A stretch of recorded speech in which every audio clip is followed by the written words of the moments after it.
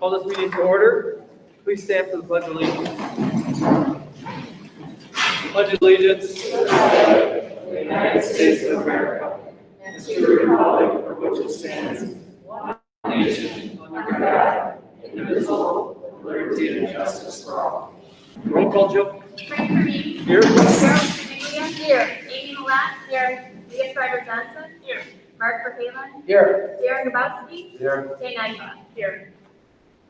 Good evening, everyone. Thank you for attending our committee meeting here on August 24th. And then obviously right after that, we do have the annual meeting. Right to the agenda, we number 4 we're at. I'm going to start with opening remarks from our superintendent, Dan Earl.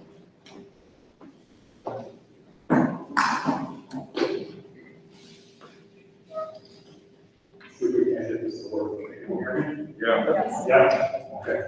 So this is a little unorthodox, and we do the annual meeting. Typically, the superintendent gives a few highlights on the strategic plan, deep into the annual meeting, right? But I broke it into 2 parts tonight. So I just wanted to say a few things before we got started. So thank you, Frank, for indulging me and giving me a couple of minutes to start the presentation, so a couple of months. So I don't want to waste anybody's time, but I just want to start by saying each year, I take my time and I pay attention to things that staff share with me. And at some point over the last 5 or 6 months, I overheard a counselor, a high school counselor, while we were working on one of the various iterations of challenges that have come up recently, say, we need to push the rock together, not my rock over here, not your rock over there, all over. So that would make its way into my annual meeting remarks if we were in normal year. I think that's the thoughtful sentiment of all challenges working together, regardless of where we find ourselves. So I put that on my opening remarks, and it's in my staff messages for the year and in my emails. And I just think it's a thoughtful piece. It's been an interesting couple of months. So I'll share a little bit more than I normally do personally. I have a household of kids, and that's what my house might look like any given night of the week. And I imagine a lot of your homes look like that. It's strange and challenging and difficult. I think board members, many of whom have young children or grandchildren, or listen to the neighbors after our conversations. It's not an uncommon picture to look at. It's going to be an interesting year. Normally, I would say some things about the strategic plan, just like one of the other 421 school superintendents across this state. Something about literacy, something about numeracy, something about other stuff we're working on. This is my exact slide from last year. Talk about the vision, mission, some of the things we value. Somehow we're in kind of a different spot. I spend a minute talking how everything works together, and I close by giving you an example from one of our schools. Of how all of these things elegantly dovetail together, and how we spend all of our time trying to figure out how to make this relevant and thoughtful as possible. But it's a different sort of year. So when I was a kid, my grandpa used to take me. And I do that with my young sons now when I have the time. My grandpa was a maintenance mechanic for 40 years, but he had a little bit of poetry in his heart. And I remember him building a little fire next to the rock river in Ashtown, sitting there with me as a little boy and saying, just listen hard, there's all sorts of answers. This is an old man who's type 2 diabetic, one leg left, a little bit of poetry in his heart. I remember saying that to this day. So when I present on big topics like this, a lot of times I have a central image that I leave there. This is churning water. I see that in people, it's hard things. There's a lot of hard stuff that we're talking about. This is my thinking. How did we get to this place? A couple of simple questions. How to answer that. How does contact tracing work? What is contact tracing? Late July, when with older you recommended. Just a couple of words, but pretty intense implications. So if you remember the school or you work in school, you can us some of the questions like this real life, thinking about what do these things actually mean, what do they look like when you're implementing. I have a 2-minute video on contact tracing, and I think that my board members, community members, somebody like me, first saw that video, you gave a lot of us great applause. If you don't mind, I want to play that just for a second. So 2 minutes of your life, but it's pretty, the implications are pretty broad. Andy, did you get that one? This is from the Ozaki, Washington County Health Department. School districts all work with their local health department. This is just a wash off Ozaki gave to their schools. Schools in every community are trying to reduce the spread of the virus that causes COVID-19. What can parents, children, and staff expect? The virus that causes COVID-19 spreads very easily. After someone is exposed to the virus, it can take up to 2 weeks before symptoms start. And some people experience no symptoms at all, but can still be very contagious. Keeping people isolated is a powerful way to stop the virus from spreading. Let's say John, a 3rd grader, tests positive for COVID-19. He has been attending in-person school. Assuming he is well, John will begin virtual instruction for at least 10 days. To return to in-person instruction, John must have improved symptoms for 24 hours before returning. All students, teachers, and staff who came within 6 feet of John for at least 15 minutes in a day, these are John's close contacts, would enter a 14-day quarantine period, even if they wore masks when they had contact. All close contacts would learn, teach, or work virtually while they were in quarantine. This is Anna, a 9th grader who lives with her mom and dad. Anna's dad tested positive for COVID-19. As long as anyone living in her household is isolated, Anna will receive virtual instruction for the entire length of their isolation period, usually 10 days after symptoms begin. After her household members are done with isolation, Anna will spend an additional 14 calendar days in quarantine receiving virtual instruction. Anna spends this additional time in quarantine to make sure she passes through the virus incubation period, the time from exposure to the potential development of symptoms. In elementary school, close contact could include an entire classroom of students if all the students are within 6 feet of each other for at least 15 minutes during the school day. In upper grades, where students move between classrooms and out-of-school activities, close contacts likely includes a much broader group. As we all learn to navigate the uncertainty of COVID-19, remember to wear masks, maintain physical distance, wash hands often, and stay home when sick.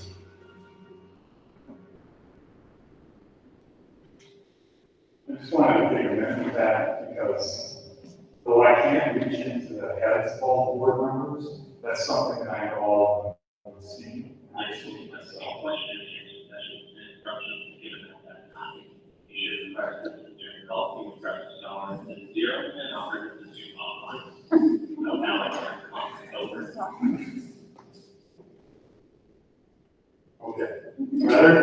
Okay. It's a new building. Like I said, I can't go into every board member's head and tell you exactly what they're thinking, but I do know they've seen things like that. And that's pretty obvious. I was a high school teacher most of my career. You figure how many kids you see per day, what that looks like. It's just one day at one point. The other question, when do closure be recommended? That's a lot of what came up on August 13th. When the health department shared some of these graphics with us in the college technology. The one on the top left is August 6th, lower left is August 13th, and then August 20th in the top right. So I'm an English teacher, right? I can tell you that the graph in the upper right hand corner goes up, and you have to see that number going down. When you start to see it go up, that's right after the 4th of July holiday. This is what the health department girls activities refer to as the Burden Act. The epidemiology team at the medical college in Wisconsin. Maybe one of these for all municipalities in Milwaukee County. So if you're in Franklin, they give you graphic like this too. Usually on Thursday, and then they send it to us Thursday afternoon or Friday. We've seen 3 such graphics like this now. So like I said, I showed you the contact tracing of these 3 simple graphs here. I can't reach inside the minds of all the board members, but that's a lot of information for them to hold in their hands. The Journal Sentinel, just a couple of days ago, gave us some summary points on the Department of Health Services' latest release. They said, here are some of the things to think about before you go to schools. You prepare for COVID buildings, right? There's going to be COVID in our facilities. That's just the reality. Right? When we open our doors, there's going to be some COVID there. Right? But other things, Cameron, one of the biggest school districts in the state of Wisconsin, with the 6th largest high school in the state, there won't be any there. We know that, and we have months to prepare for that. A lot of those early letters we sent out and information on the website, mitigation, our buildings and grounds teams work with cleaning, figuring out how to disinfect the sites, all of that in preparation for opening our schools, and they prepare accordingly. We also need to prepare for teacher absences with no available substitutes. You hear this kicked around a little bit. The state of Wisconsin is likely facing this big stock shortage in the history of education. Bus drivers too. A lot of our bus drivers and a lot of our substitute teachers are folks who are retired. And then prepare to disinfect, prepare for disinfection. So like I said, those are things they highlighted in the DHS release. We had months to prepare for, and did. When we get to phase 2, we open our doors. That work will be well. That work will be well spent. That time and energy will be well spent. Over there on the right, they say after you open, potential closure, staff absences and deconstruction. Through our contact tracing across multiple classes, like we showed you in that clip, or students are absent and present, or your unsuccessful mitigation strategies. Nothing crazy that any reasonable person can look at and say, well, that generally makes sense. So all of that I presented in a nutshell, so to speak, where took some action. Everybody went home with a sea of ideas in their head. I went home in my backyard, and I stood there by that because it was late, and thought about it. Got the dog I take out late at night. My next door neighbor kid, he's on all the same schedule, he came outside too. So I'm standing there with the dog. I said, what's up? Did you late night? He said, yeah. I said, work? He said, yeah. Jerry, Chris here tonight? Jerry. I sent this to an email on Jerry emailed me, and I sent this to the anecdote to him, so I thought I'd share it with him. The kid asked me what happened at work, and I said, well, in a nutshell, work with the vote, we're not going to start first. If somebody do the exact right thing to do, everybody needs to do 15-year-old. All right, I told Jerry I wish I had the exactly what I did. Well, I know the board is thinking about our community. I know the board is thinking about our kids. This is one of my favorite images from our presentation. Kids come and enroll in the district. We try to invite them in a really thoughtful way to be part of the families, right? Down in future nights. We do a big banner on the walls, future nights. Some years we have shields and scores and stuff like that. Kids take their picture in front of it. I like to move down the comments there for a while. So I know the board is thinking about our community. It is.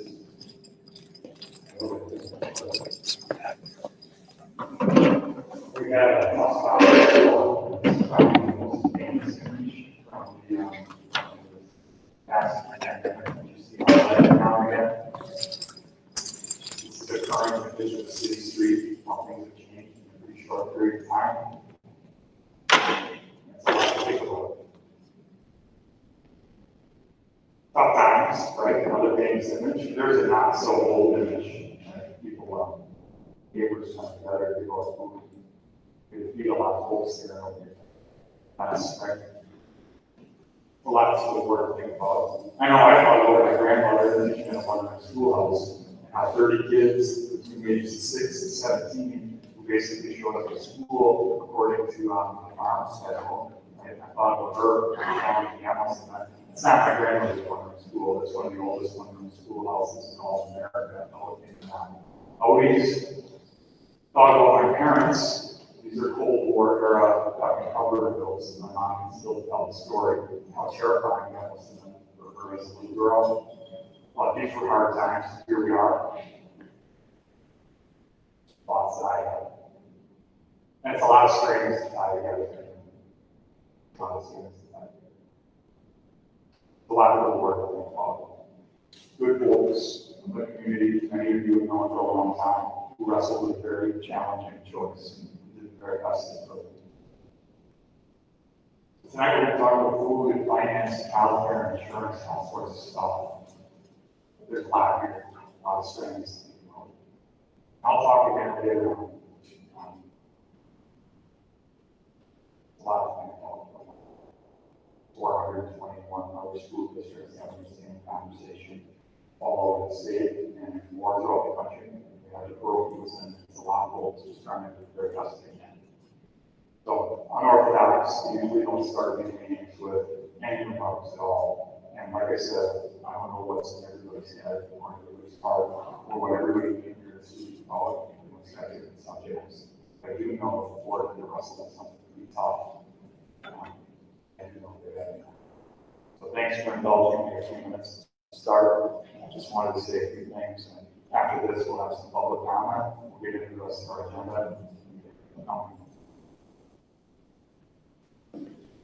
Thank you, Dan. We're going to turn into number 5, that's public input. This public input is for 30 minutes. Each speaker is limited to 3 minutes. So we'll give you 1 minute as a warning, just to kind of wrap it up.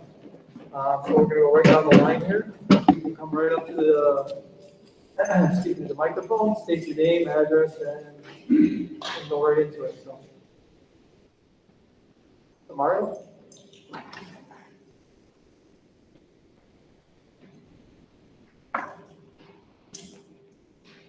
Hey, before I get started, it is imperative that we understand that this virus has a 99.97% survival rate.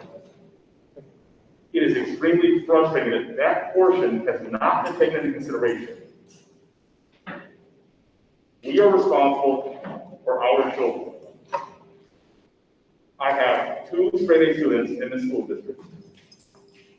Careers with Carrollton Elementary, West Middle School, and 1 Winter High School. They want to be back in school. On the sheet that I have, I believe tonight we'll be discussing the salary of the board and the potential increase of the salary. If that is the case, is this the right time to pay yourselves more money? Given the hardship, and if I'm mistaken, and I'll publicly apologize right now on the sheet that I have, it says that we're going to discuss salary. Is that accurate? Not And I apologize. That's all my time. That's what I wanted to share, specifically the virus and what we're doing today. And now I'll have kids back to school. Thank you.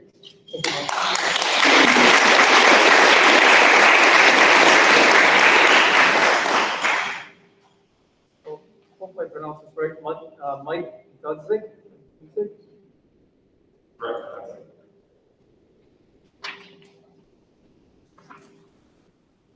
I'm here tonight, 40-year resident of Oak Creek, 4 children went through the school system, and they have 2 grandmothers.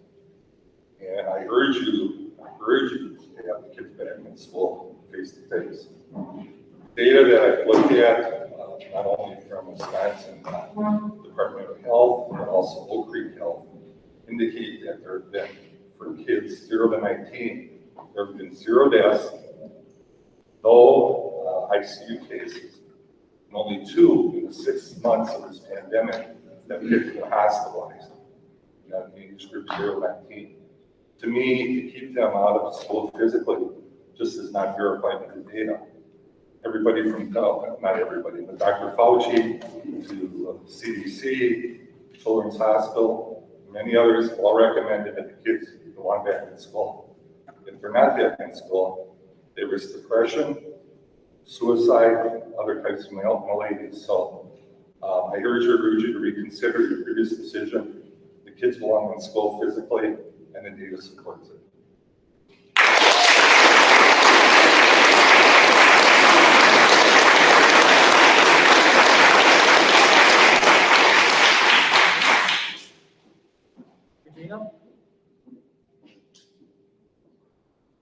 Councilors Regina.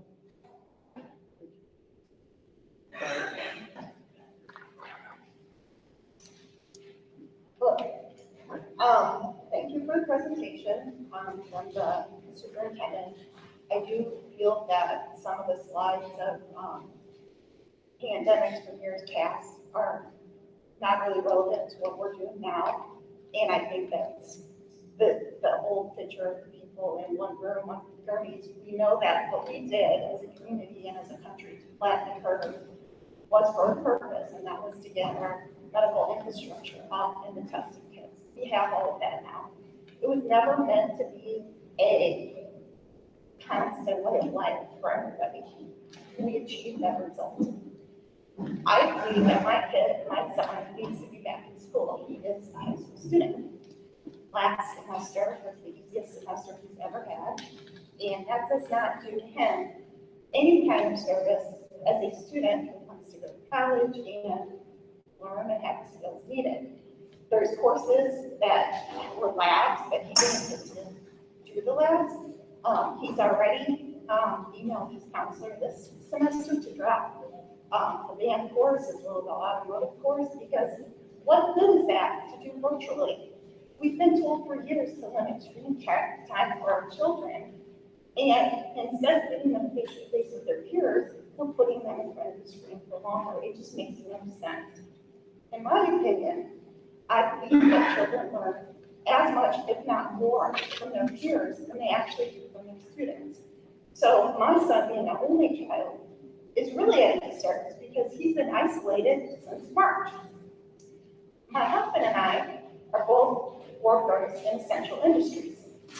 Both of us have had positive cases at work, and I myself was quarantined by the Oakland Health Department. Of the people quarantined at our workplace, 0 were positive, even though we were quarantined, because we were doing the right things and following the right protocols. Staffing is for the district, falls on the district, just like it has every other employer, and that has to be planned for. As well as when the time comes, if kids need to be quarantined, they need to do their part. But to do this preemptive virtual learning in case is just doing a disservice for the 72+% people who answered your survey that want their kids face to face. And there is an inherent risk in everything we do. Some parents put their kids in hockey, football, and other sports, knowing the risk. That is a family decision. And what the board has done is think that they can make better decisions for our families, and I do not agree with that.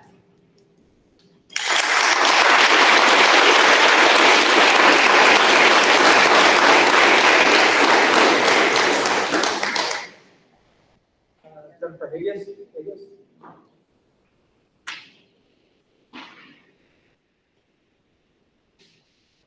So yesterday I emailed all of you on the school board a copy of the Wauwatosa Advisory Panel, and I did that for one reason, because I'm completely transparent.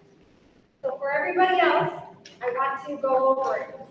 Their advisory panel consisted of 4 pediatric physicians, 1 emergency physician, 1 infection prevention physician, 1 infectious disease physician, 3 mental health that were not employed by the district, response team / COVID experience, there was 3, and 1 representative from the Wauwatosa Health Department.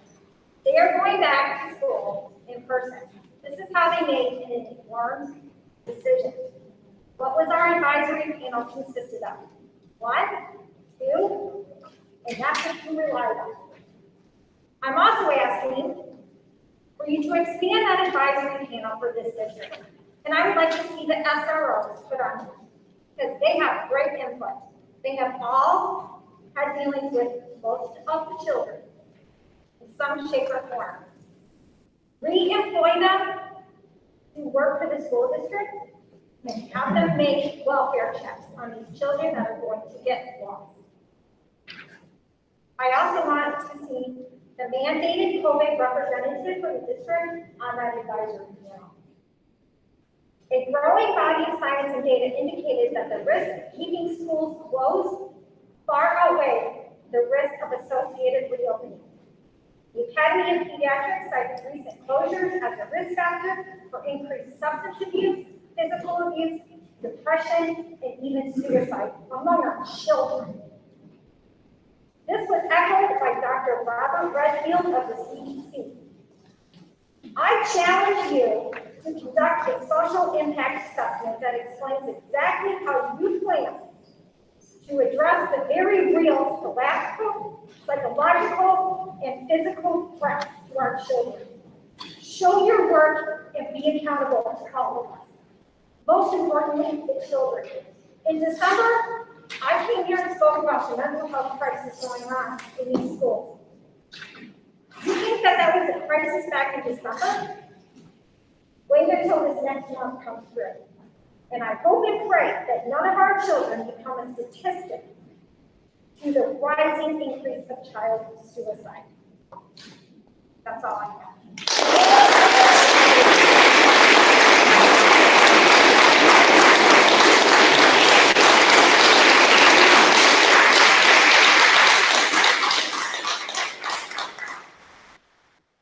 The red Arnold?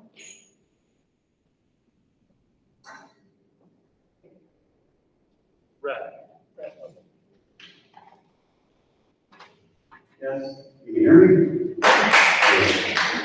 Yes, my name is Red Arnold, and I'm not a resident of the district, but I ran for state senate twice in District 7, which includes Oak Creek, South Lawn, and the East Francis. So, in 2022, you guys may or may not be going to talk to me about funding, about enrollment, but there are a lot of people here in this group who, quite frankly, are too shy to talk, so I am in that capacity their representative. 800 people in the group in 4 days signed the petition. And that's quite a bit of people. But here's the kicker. You guys, everybody talk about stats. The stats are cases who here who can drive has never been in an automobile accident. I'm talking to you, you back into a pole, you did it to the garage, one person is everybody has had some sort of automobile accident. My God, they should all be dead. Because they are cases versus accidents that cause hospitalizations or deaths. That's what we should be focused on. Those numbers are actually quite low.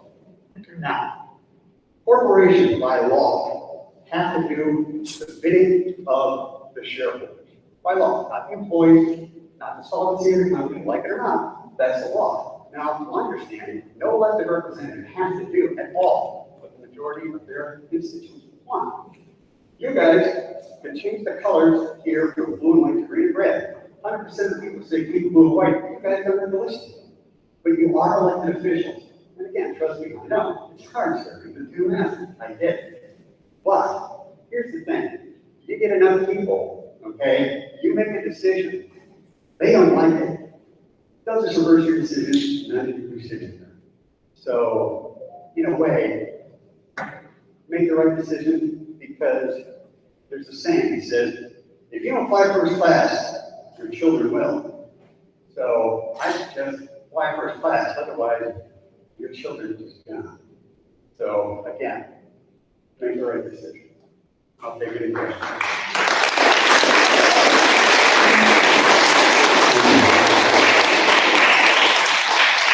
Jamie? Jamie?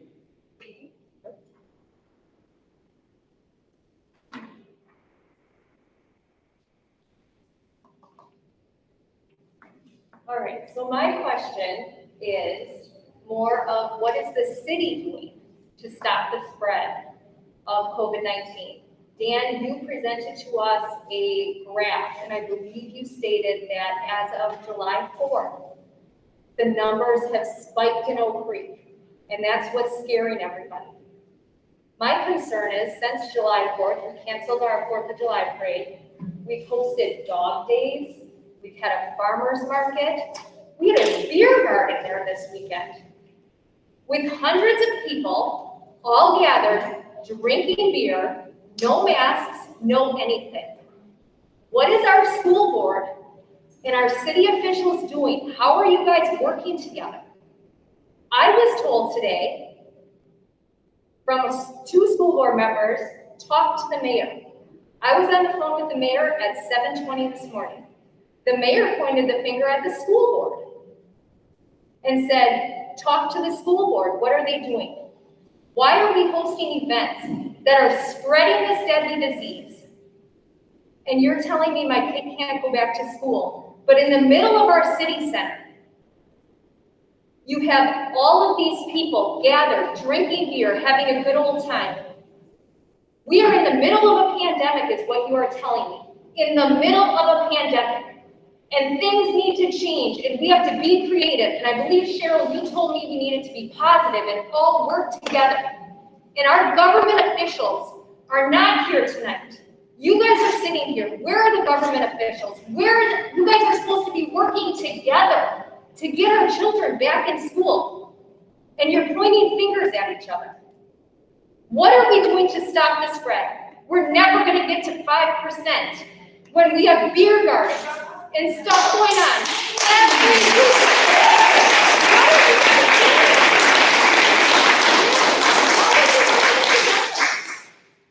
This is the pandemic. This is when we all come together. That's all I keep hearing.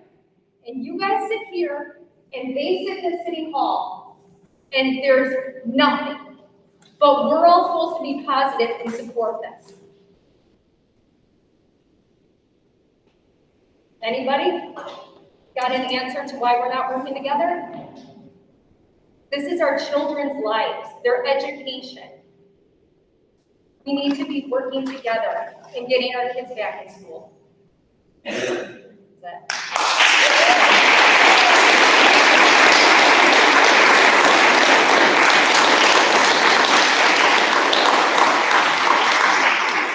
Carol?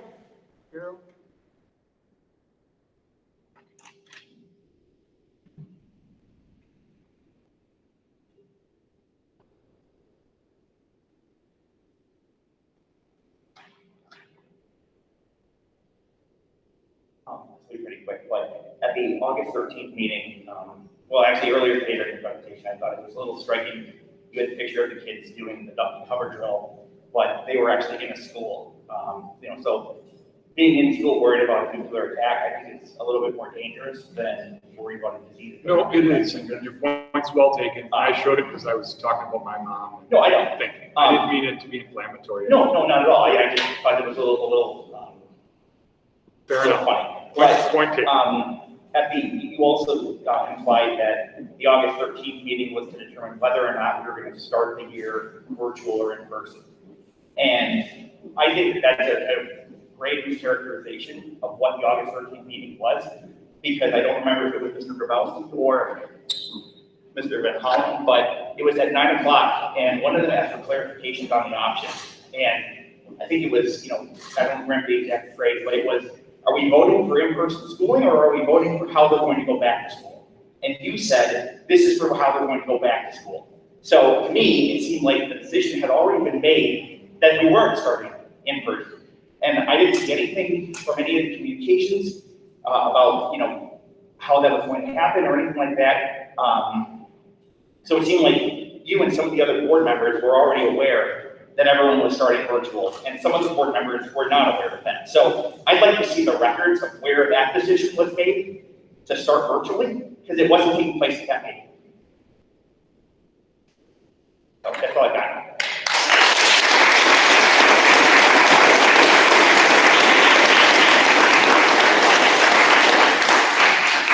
Tony Gallo?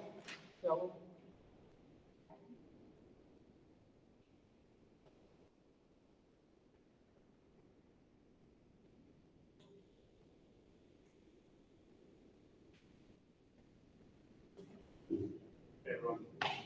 So I don't usually cover these sorts of things, which I'm sure a lot of people in this room tonight also probably don't, but the impact for what's been happening lately, the decisions being made by the board have been pretty heartfelt, I think, by everybody.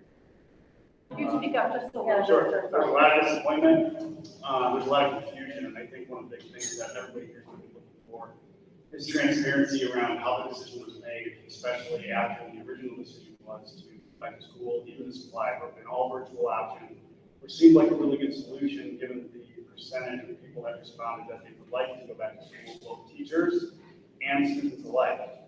I think the way that it was going to be handled seemed responsible, seemed like it was going to be effective, seemed like it was going to get our kids back into the education system that it really was starting for. Like everybody in here, we know a lot of our kids' friends, their parents. You know, we talk, we meet up with them, and we share our stories of how this impacted us and how the last couple of months, the last school year went. And if any of you guys are polling everybody, which you had, it didn't go very well. And I think if we're paying attention to the data and the research that's been available for quite some time now, it's pointed in a direction and being recommended by all of the health officials that you think matter in our institutions, that we should be back in school. And the harm that you're going to do to these kids by keeping them out is going to far outweigh the risk of coming to class and possibly contracting a disease that is not hurting them. So I would like to second, what a lot of these other folks have said already. I would like to urge you, please reconsider your decision. And furthermore, please show your work. Like one of the other speakers said, if they're saying,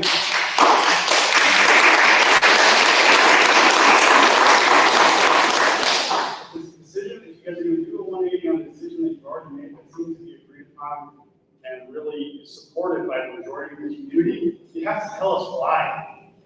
And a 5% infection rate among kids that only go to the doctor when they're sick, it doesn't seem like you're connecting the dots very well.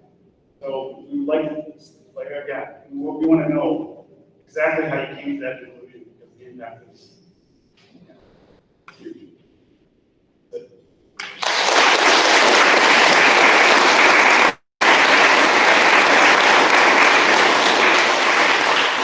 Karen Lee? Hey, first off, I want to thank each and every one of you for your service. It's a hard job. It is very, very tough. You've got a lot of parents looking over your shoulder wondering who made the right decision and who didn't at this point in the game. So, I want to know, when you decided to do these day camp plans, why you did it through Parks and Rec. Because, well then, why, that's what we were told?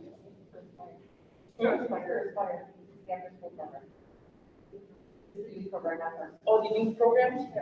Okay, but by doing that, you took away every strength that an IEP student has. They are not getting the services that they need. And they won't. And I happen to have two grandchildren in that category. And it's just terrible, not having them in school and getting those needed services for them. And I can tell you that if my grandchildren were downhill, it's not because they didn't have a good parent. And it's not because they didn't have a good grandma. I want them to have their education. Please send them back to school. Thank you.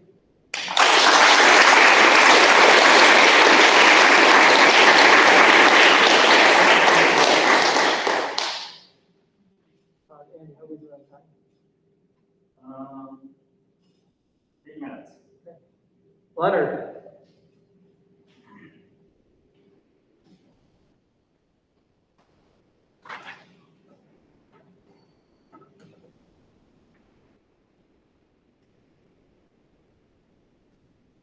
So my question is about day camps.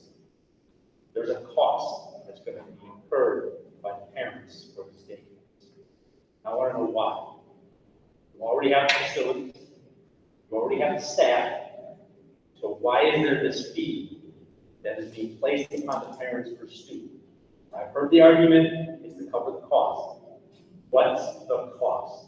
What additional cost do you have to bear for these day camps that you're not already covered? It will be addressed. It will be addressed. In meeting. In the meeting. It's in the agenda. Okay? We can't answer questions during the public comment. Because if it's an additional cost, why is it an additional cost? Well, it will be addressed at the meeting. Okay. And then it, yeah.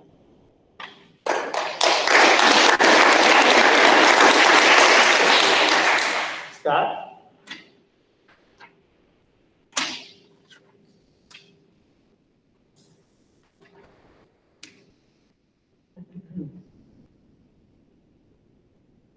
Good evening. So through this process, we've been told that there will be transparency, and I think that has failed. There are numerous questions that citizens have put before you that aren't being answered.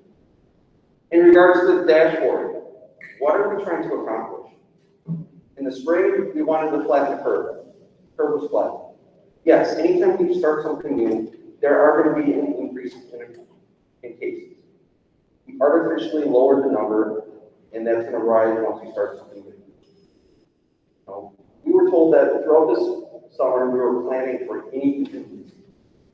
Yet, 2 weeks ago, we made the decision to start virtually with no information to the public before that decision was made. And we are still being told that we're figuring things out. What are we going to do for kids with IEPs? We've gotten some information and we're being told, wait, there's more information coming. What are we doing for our regular kids? We still don't know how this year is going to start. We still haven't been told how this is going to be better than it was last year. We're just being told it's better. We don't know why our elementary kids get no live face-to-face time with their specialists.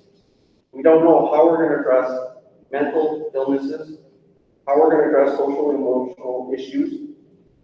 We're just being told, wait, there's more information coming. And to be frank, you've lost my trust. And I think you've lost the trust of a lot of citizens. We can't keep waiting. School's supposed to be starting in 2 weeks, and we still don't know. You told us that you were working on this all summer. Now, in my job, I deal with risk. I deal with safety risks. I deal with numbers. And numbers can mean a lot of different things depending on how you play with them. So if you're not being upfront with us with how you're calculating numbers, why you're using those numbers, how can we trust you? Our kids need to be in face-to-face. There's issues that cannot be addressed virtually, and you have given us no faith that you're going to address them. Thank you for your time.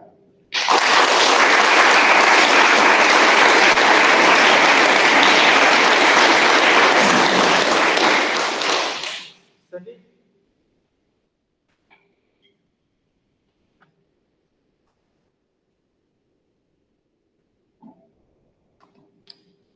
Hello, my first time doing one of these things, so hello everybody.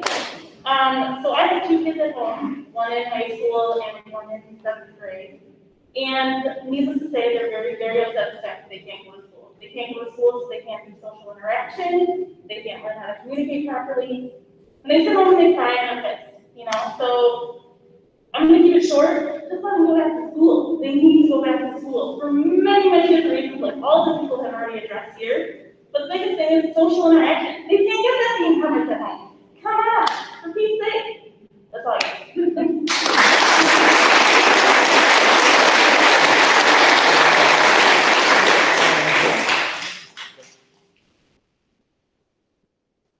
So, How much time for 3 minutes? We have 3 minutes for one-on-one. Andy, do we have any speakers at the NGC? That hasn't sent me anything. Why don't we check with them? We're seeing if anybody wants to speak at the other locations. There is no speakers at the 9th grade center. Thanks, Ben. Okay, all right, good. If you'd like to go. Okay, thank you.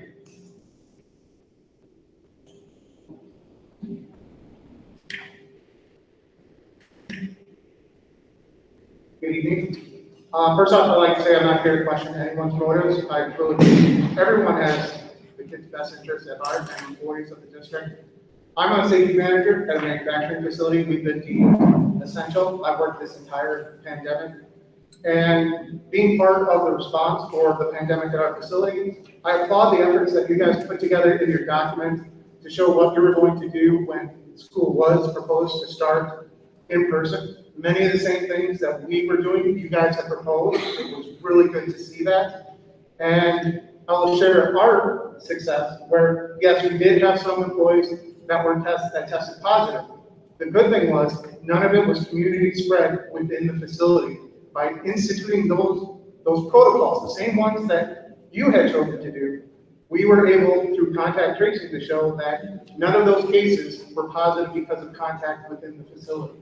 So I think that you did a good job of trying to identify what things you could do when kids were back in school to try to prevent the spread of COVID from child to child or child to teacher or employee for the district.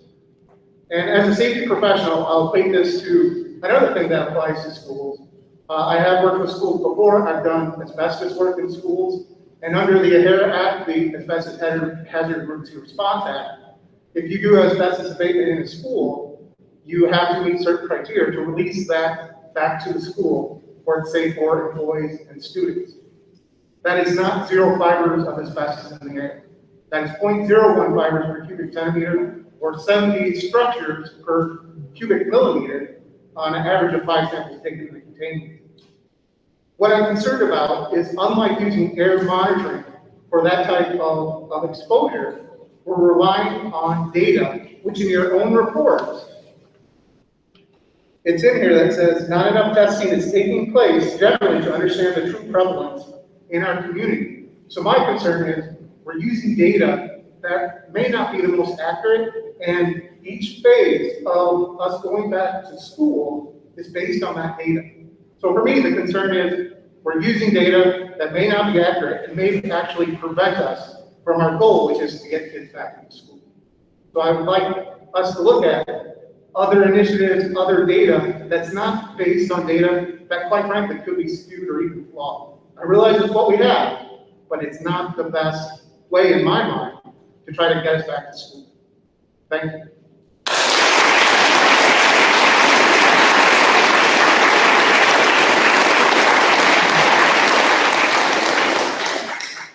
So now we're going to reconvene from public input and go into action items. Number 6 is the personnel. Do we have a motion? Legally move to approve the personnel. Hold on a second. Any discussion? I'd just like to say congratulations and thank you for the hard work that our 2 retirees, Patricia Olson and Deborah Krebs, have put into this district. I think both of them close to 30 years or over 30 years, so thank you for their time. Anybody else? Okay, all in favor, all say aye. Aye. Opposed, say nay. Motion passed. Second reading revised policy 448.1, staff use of physical force restraining seclusion. So Dr. Gennerman presented on this at a prior meeting. He's here if you have any questions for him on this regarding what he's presented. Otherwise, You need a motion. So legally move to approve.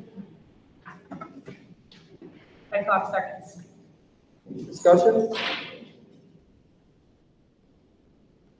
All in favor, say aye. Aye. Opposed, say nay. Okay, motion passes. School days out programming.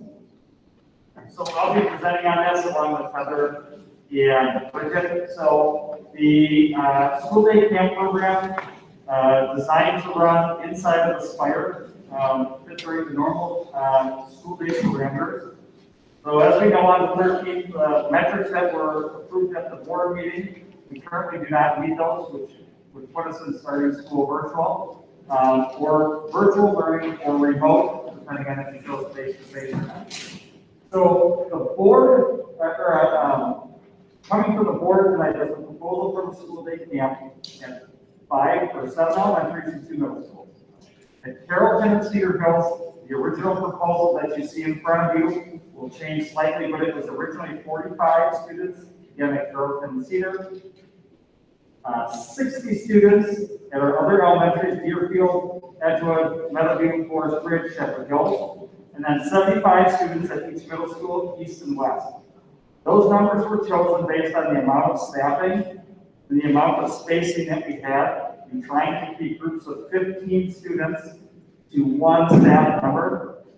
That is very close to what was run during the summer camp and was coordinated with the Oak Creek Health Department for what we felt was comfortable in having that group in that space. So spaces that would be utilized would be gyms, cafeterias, certainly the outdoors, and potentially the art and the music groups. We were trying to keep in larger spaces. And then when we talk to middle schools, they're large group and small group instructional areas. And then at all schools, the library as well. So trying to have those groups of 15 separated out. And I'll talk a little bit more about how it changed in a moment. Just kind of going through the rundown. And then what's happened since we originally rolled this out and how we've been able to mold it a little bit. A typical day for the students there would be some online learning times. So that would coordinate right with their schedules that's going on in class. They would certainly have homework assistance, so that's being staffed by our instructional aides. Recess and outdoor activities, so that time to play with peers or be in association with peers in proximity. And we would be having our toddler staff or our school district staff run by toddler support lunch and breakfast on site. The programming would run Monday through Friday, every day of the week, so even days that we would not be in session, we would have that outside of holidays. So God forbid this were to spread all the way to Thanksgiving. Thanksgiving would be off, but our typical Monday through Friday would be totally fine. Again, students would be in cohorts of 15. We're trying 15 to 1 to 2 or 15 really to a space, but 2 aides inside of that space. And we had set parent communication out a week ago today. Again, that was time is of the essence. If this is approved by the board tonight, it's rolling out next week, Tuesday, and lots of things have to happen in the meantime in order to get that up and running. To name a few, Heather has to take an entire aid pool and prioritize where they're going to go and get them hours that would closely align as much as possible with that. We have to coordinate with Congress on getting food in the buildings because, again, it's summertime, so food doesn't just sit in the freezer or the shelves. We utilize all that, so getting that all set. So many different aspects, and those are just a couple, to name a few, that have come in. The original proposition was $100 a week per child, and that came out of reviewing some area costs and then comparing our normal camp and summer shoot, that's $145 a week. So that's where that price point came in. It was also anticipated at the original plan that we planned this, we would need about $4,500 of additional staffing that's unbudgeted a week amongst a myriad of other topics. And that would include supplies, the cost of food, and our aid population, which is budgeted, not included in that. So some additional supervisory time, food, and supplies to run the camp and with the students on site. One of the things that was important to note, and Dan referenced it earlier, is anytime we can get kids back in the building, it gives us a good time to check our protocols and practices that we put in place and test those out. So as was alluded to by the last speaker, some of those things work in the environment that he's in, but that's not a school, so we would want to test those here to make sure that that's working in the school as well. So I was happy to hear that they're working in other locations. But again, anytime athletics and activities, a day camp, or something where kids are coming in, is a good chance to test protocols for hand washing and face masks and all of those things that we have in place. So here's what's changed in the interim, and I just put the notes together for us. So previously we were at a maximum of 500 students. We're now down to about 350. Carrollton has changed to 30 students, just given what locations we would now have access to in the building with trying to do remote learning. East and West Middle School would be consolidated to one site, West Middle School, where summer camp was run, at about 50 students. That comes from a couple of things. One, again, trying to minimize the addition of staff, and then the amount of enrollments that we already have at the middle school just doesn't justify trying to hold 2 spaces of 75.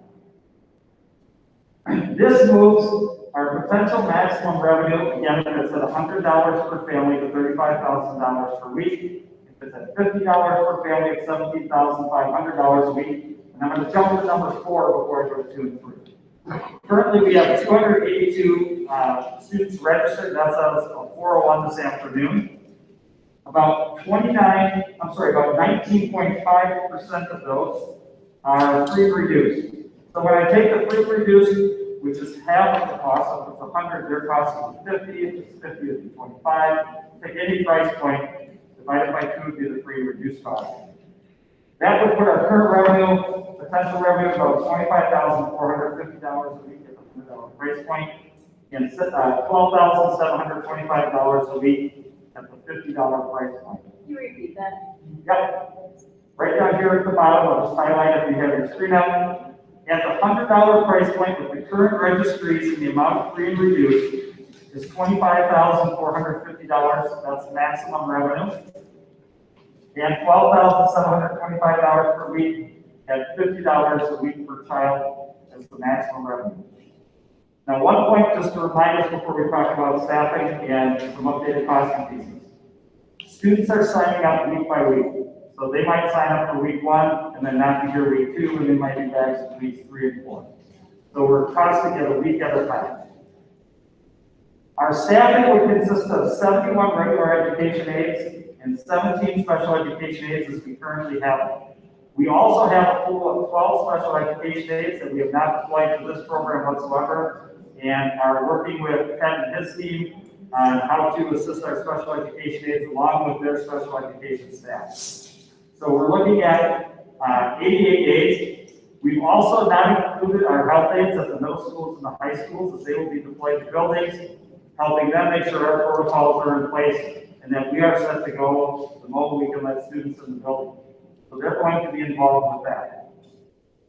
Some updated costing fees. So now that we've verified the aides that we would have, we're down to about $46,700 a week. Aid costs will be assigned to this. That is built into the budget. So the budget we'll see tonight in about an hour, the one that we talked about since January, has that built into it already, that cost. Say that number again. 46,752 is the actual amount.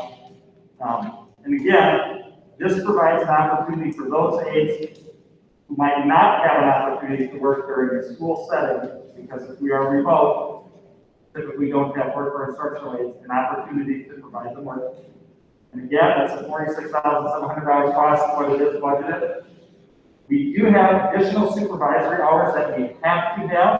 Those are people that run our Aspire program now and have a great understanding of how Aspire transitions from school into Aspire and the summer day camp. So we've allotted them 4 additional hours for 9 individuals during the first week, and an additional hour during each week afterwards to help cover the transition period. That equates to about $3,000 in week 1 and a couple $100 every week thereafter. Additional supplies are still about $500 a week.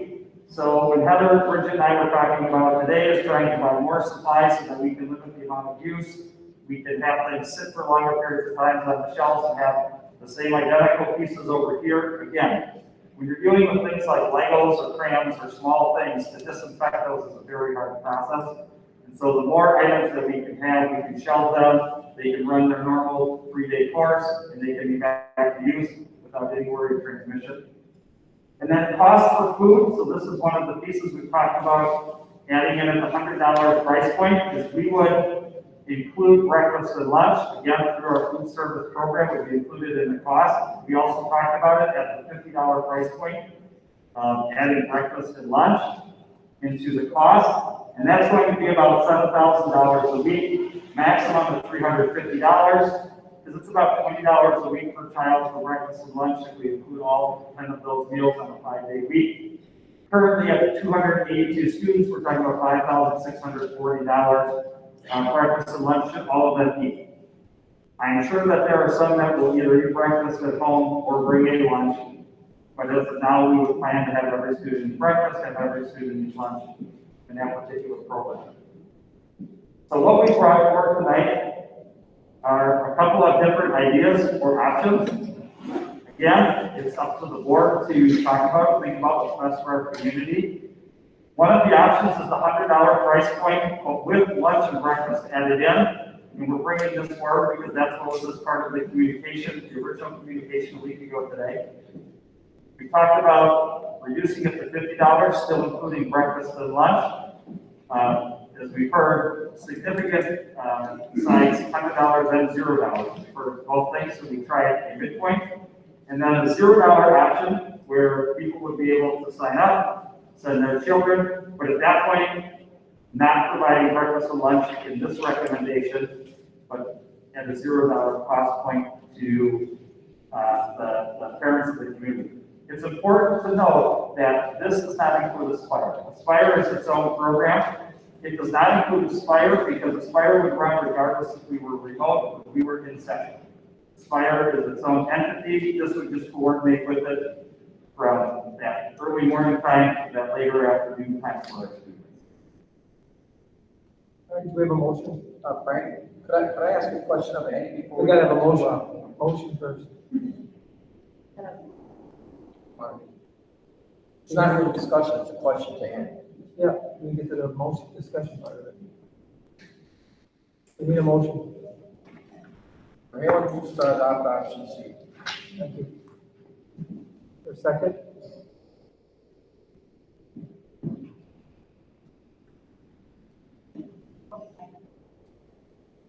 I'm confused though, what is the surplus from this Excuse me, ma'am. camp?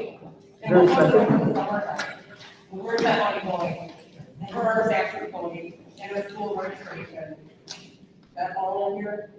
All right, if we can get a second on the motion, Yeah. we can discuss, Andy can start answering questions, right? And if we don't like the motion anymore, we want to adjust it, Mark can rescind, we can rescind the second, and go back and do it again.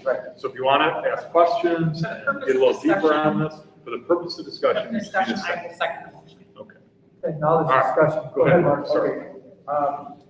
I guess my question to Andy is, if you go with option C, which is zero cost, I mean, you've outlined the extra costs the school district will incur, but I don't know that you're taking anything else into account as far as the savings will garner from not having school buses running at full capacity or any school buses running at all for this time, being that we're not going to be at school.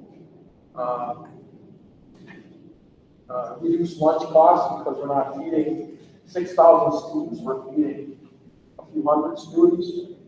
A few of the schools are not going to be utilized at all because that they'll be shut down. And also, there's not going to be as much support staff required. Secretaries answering the phones for, kids coming in sick or whatever. So those people, I don't know, we haven't decided what options we're going to entertain with support staff, but I would imagine, I would hope that they'd be put on part-time, at least some of them, because we're not going to need all the support staff that are in all the schools if there's no students in the schools.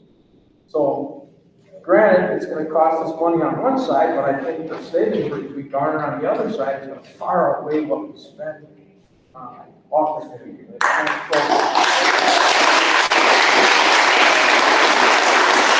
So first, those costs will be addressed in the budget year. We can go through them now. So certainly there will be some savings in busing, but we have to be honest with ourselves, it's not going to be everything. We need right away as much as we've ever needed them before to be ready to go off on homeless notice. So to think that we're going to sit here and not pay them $1 and they're going to be ready for us, I think we need not even fun. So in spring, we passed 52% of the daily rate. I have no idea what the board will do this time, but I think if we were to go with 0, we would be in a real hardship come the day that school actually opens and we bus kids in. So there will be some costs there. There are some savings there. Schools shutting down, our schools are going to operate just like the Ruger Stadium because all of our staff will be on site. Instructional aides, their secretaries, their teachers, their administration all have a job the moment the school starts. So starting September 1st, all of those people have a job without reduced hours in its current form should school day camp exist. Now, I'll just say one word about that point that Andy's making. Several people made the point about how spring instruction was not what we wanted it to be. Like, if we're going to be in this virtual setting for a little bit of time here, like our staff need to be here, like carrying the weight, doing a much better job reporting to the sites. So like Andy said, we've got everybody in, like a phone call can't go unanswered. People have to be able to provide instruction at a higher level than what families received in spring. It's just imperative. So I'm sorry to interrupt you, but just to make that point clear, like our staff have to report to the sites and they have to bring their A game. Yep, absolutely. So we will see some reduced costs on food service because children will not be eating breakfast and lunch and the masses that we would have in the normal school year. But that is funded $50. And so not to get too deep down the rabbit hole, that's not operating costs. Food runs entirely on its own budget for both expenses and revenue. We cannot take our food service money and go hire a teacher with it. We can hire a food service worker, we can buy more food. We can buy a machine to help prepare the food, that's it. So that's its own separate bucket and it runs entirely absent of anything else that would happen in the day. Couple of pieces we are missing though is the $1.25 million we're spending on virtual learning for our students who have opted to stay home for a semester or a year. Not students who have chosen to come face-to-face and are now remote learning. These are students who opted out of face-to-face learning, $1.25 million. About $507,000 is being hired to run our remote learning, and those teachers were hired long before the decision to start remote was, because we knew we would close at some point, and we needed to have infrastructure in place to, as Dan alluded to, not only improve our spring, but really increase it to get it as close to face-to-face learning as we can. To have an existing sub pool, to backfill for the sub shortage, for a variety of other things that we discussed earlier in the year.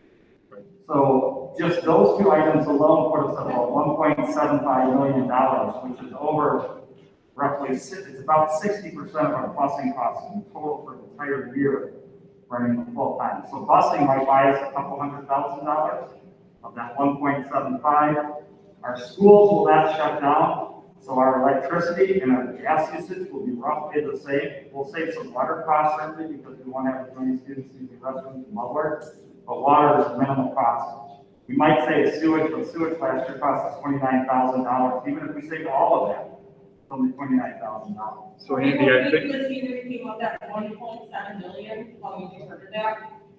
So, the $507,000 is actual salaries for the staff that we hire.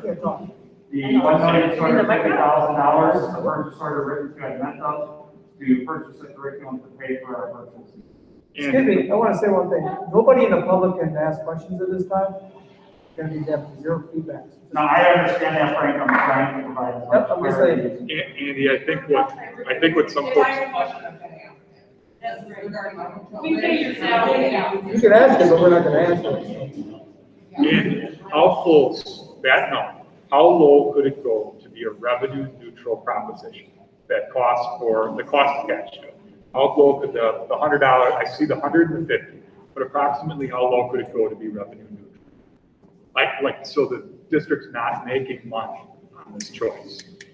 Yeah, if we are including lunch, I mean, I have to do some serious calculation. And I understand I'm putting you on the spot with a 20 very different, $20 a week. but around $25, it's a revenue neutral proposition. Somewhere around there, right? So after seeing the enrollment of students that qualify for free and reduced, after seeing how many people signed up for the program, you could get a little closer to that $25 number to reach a revenue neutral position and give it some other savings we're going to recoup. If the board were looking at this fee and rounding a number down, like that 20, 2250, 25, somewhere in there, puts it so this isn't an additional, like a profit, right? I think a lot of the questions we're getting is this shouldn't be something that's profit based. It should look like what it is, which is helping folks that are in a really difficult position with very little notice and very little time to plan, right? And it should also help us continue to get more kids in the building, right? That gets us closer and closer to fully back to school. I think that's what people are looking for. So that's that number where it's not we're not making money in a crisis, right? We're just funding what it costs to do it, right in that window, right? Okay. Okay. Can I ask another question? Please, go ahead. All right, I guess first a statement. I don't think anyone in this room envisions us providing this program long term. And I guess from some of the comments before, everyone at some point in this room is expecting their kids to go back to school sooner rather than later. So that tells me that whatever the board decides on in the next meeting or two, which way we're gonna go with getting our kids back in school. That's why I asked the question, before, what is the actual, I guess, bottom dollar? You already said that, but I'm not looking at this as a one-term program. I'm looking at this as maybe a month-long program, and then it's gonna be gone, hopefully. So that's where I'm coming from. And I said, well, that's why I asked the question, we'll save a little bit on busing, we'll save a little bit on lunch, we'll save a little bit maybe on some support staff and stuff that's not required to be in the call to school. Like you went into, a little bit on electric bill, a little bit on gas bill, a little bit on this, a little bit on that, but it all adds up. So that's why I'm trying to keep the cost for families, especially families that can't afford this stuff, down to a minimum. And that's why I asked for the zero option. So if there's some hybrid of A, B, or C, that can be looked at with, bottom dollar cost, I'd be willing to entertain that rather than zero, but it's gotta be something that's a bottom line cost based on something that's only gonna last a month or two. Right, so we just added these markers recommended. Again, the 100 was simply added because that's what was rolled out about a week ago when we were first parsing this together to try to get some ideas on paper to get something out the door. 50 was added because it's at between 0 and 100. But any dollar amount can be entertained, so. These are just things that are on there. Feel free to adjust anyone that you would like. Yeah, so when we were first presented with this report, I tried to do the math, and I was part of a meeting of parents that brings me to a comment that was made by one of the folks in our audience that I think is important to bring up to clarify. So one of our guests here mentioned that she was concerned that we were taking special education services away in order to provide camp. And so I just want to take a moment. I don't know if Bridget. If Bridget if you're interested in speaking to this, I think that this would be a relevant thing to talk about. But I want to hear from the administration give them an opportunity to clarify that there is in no way, shape, or form any risk of IEPs being negatively affected by the running of the state camp. I can speak to that. So as Andy noted previously, so we do have 12 special education aides who are not included in the pool to staff the daily program. So that would be our starting points with which we work to implement IEP services. And I echo that, and yes, absolutely, in no way will any child's IEP not implemented due to lack of staff services. And Andy and Heather and I talked about that today, about who and where we can shift staff in the day camp into implementation as needed. Right, so as the school year progresses and we have potential IEP revisions because teachers are back on contract and parents are starting to have those meetings with their caseworkers, we are saying that if we have revisions that require additional special education staff, that it will be, as said again by our community here, it is our responsibility to ensure that the right staff are in the right place. And we will be taking the responsibility to take our experienced special education workers out of the camp environment and put them with the IEP the moment that IEP suggests it. Yes, absolutely. So the 12 special ed staff is just our starting place for implementing services. And there's a lot we're going to learn about virtual education, as Superintendent Huberto mentioned. Our program for kids virtually is going to be much more robust than it was in the spring. We have yet to learn how any student does in a virtual general education classroom. And so that's going to be a good learning experience for us. We may have to expand staffing for kids in order to participate in a virtual setting, or expand staffing to support kids who need some extra support virtually, or who are in a broader continuum of our virtual partner schools. So I think that's yet to be determined. So the 12 is our starting place. We are ready to shift people's assignments in order to implement this. We're not. So let me just explain something. So open meeting laws, we can't. There's been the rules. Yeah. Open laws, Feel- okay? And my email address is easily available. Email me your questions. I promise I will answer you. I know all of you, I know all of your emails. Okay, so open meeting laws, we can't answer any of your questions. This is the time for the board to have a discussion. So I apologize, but thank you for any. So, and along those same lines, as long as we're talking about special education, because we have schools available, because the buildings have not been closed, we will have staff here, we will have our special education aides handy, and paid and ready to work. We are planning to provide in-person special education services as recommended by individual IEPs. And we can do that in a way that we couldn't do that in March because we were closed by the state. And we were not able to use our buildings, we're not able to invite those services into the school. But because we've taken a proactive measure to ensure that our buildings are not shuttered by anyone else, we can provide that service to those students with a fully staffed aid pool as needed. Correct, so I can reiterate, yes, so in the spring when Governor Evers had us on our border closing us, we could not work with any children in our schools. So right now, absent of any order by Governor Evers or the City of Oak Creek Health Department, we have the capability and flexibility to implement that, what we call that continuum of services. Where at one end of the continuum, we have a child with a disability fully educated in general education with his or her peers services, all the way on very far end of the continuum, could be like a special education school. But in there is our public buildings at this time and virtual settings. So we have flexibility, it's not prohibited, and we are guiding and working with our special ed teachers to engage in those conversations with the IEP team. And at the heart of that IEP team is the parent to decide what do we need to do to help your child move forward.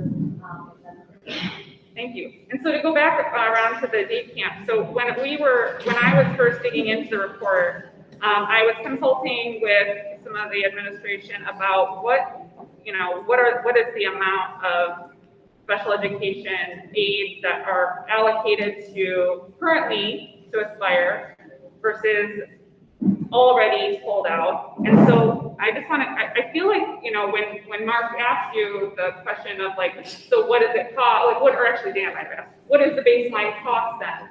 What is the difference between what is in the budget for the staff that are currently assigned the role as an Aspire leader, versus how much it's actually going to cost to run the program? And it sounded like you might not have had that number. Is there a way we can put that number together?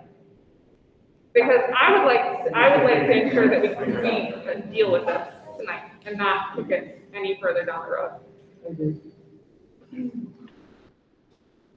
I'm not in a hurry, but We can get that information, we need to take a break so we can get that information? No, just ask questions. Okay. So I understand what the district's doing for the daycare for parents out there that don't have, adequate daycare during the day.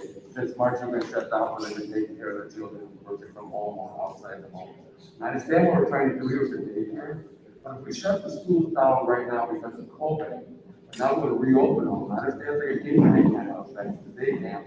They have the kids come in with the instructional learning, and basically run like a school day with the virtual learning, recess, lunch, and all that other good stuff. Something we do is supply is the transportation. But my point is, we shut the schools down because of the COVID. We want to take time, for our numbers to come down within the city. But we're going to open them up for daycare. I understand the parents need it out there. But why our schools, if we shut them down, we voted to shut the schools down for COVID, but we'll open them up for daycare? Why couldn't they go and they get offered at Salvation Army or a church or a community center, have them there instead of our schools? I think that's what a lot of taxpayers going to be upset about.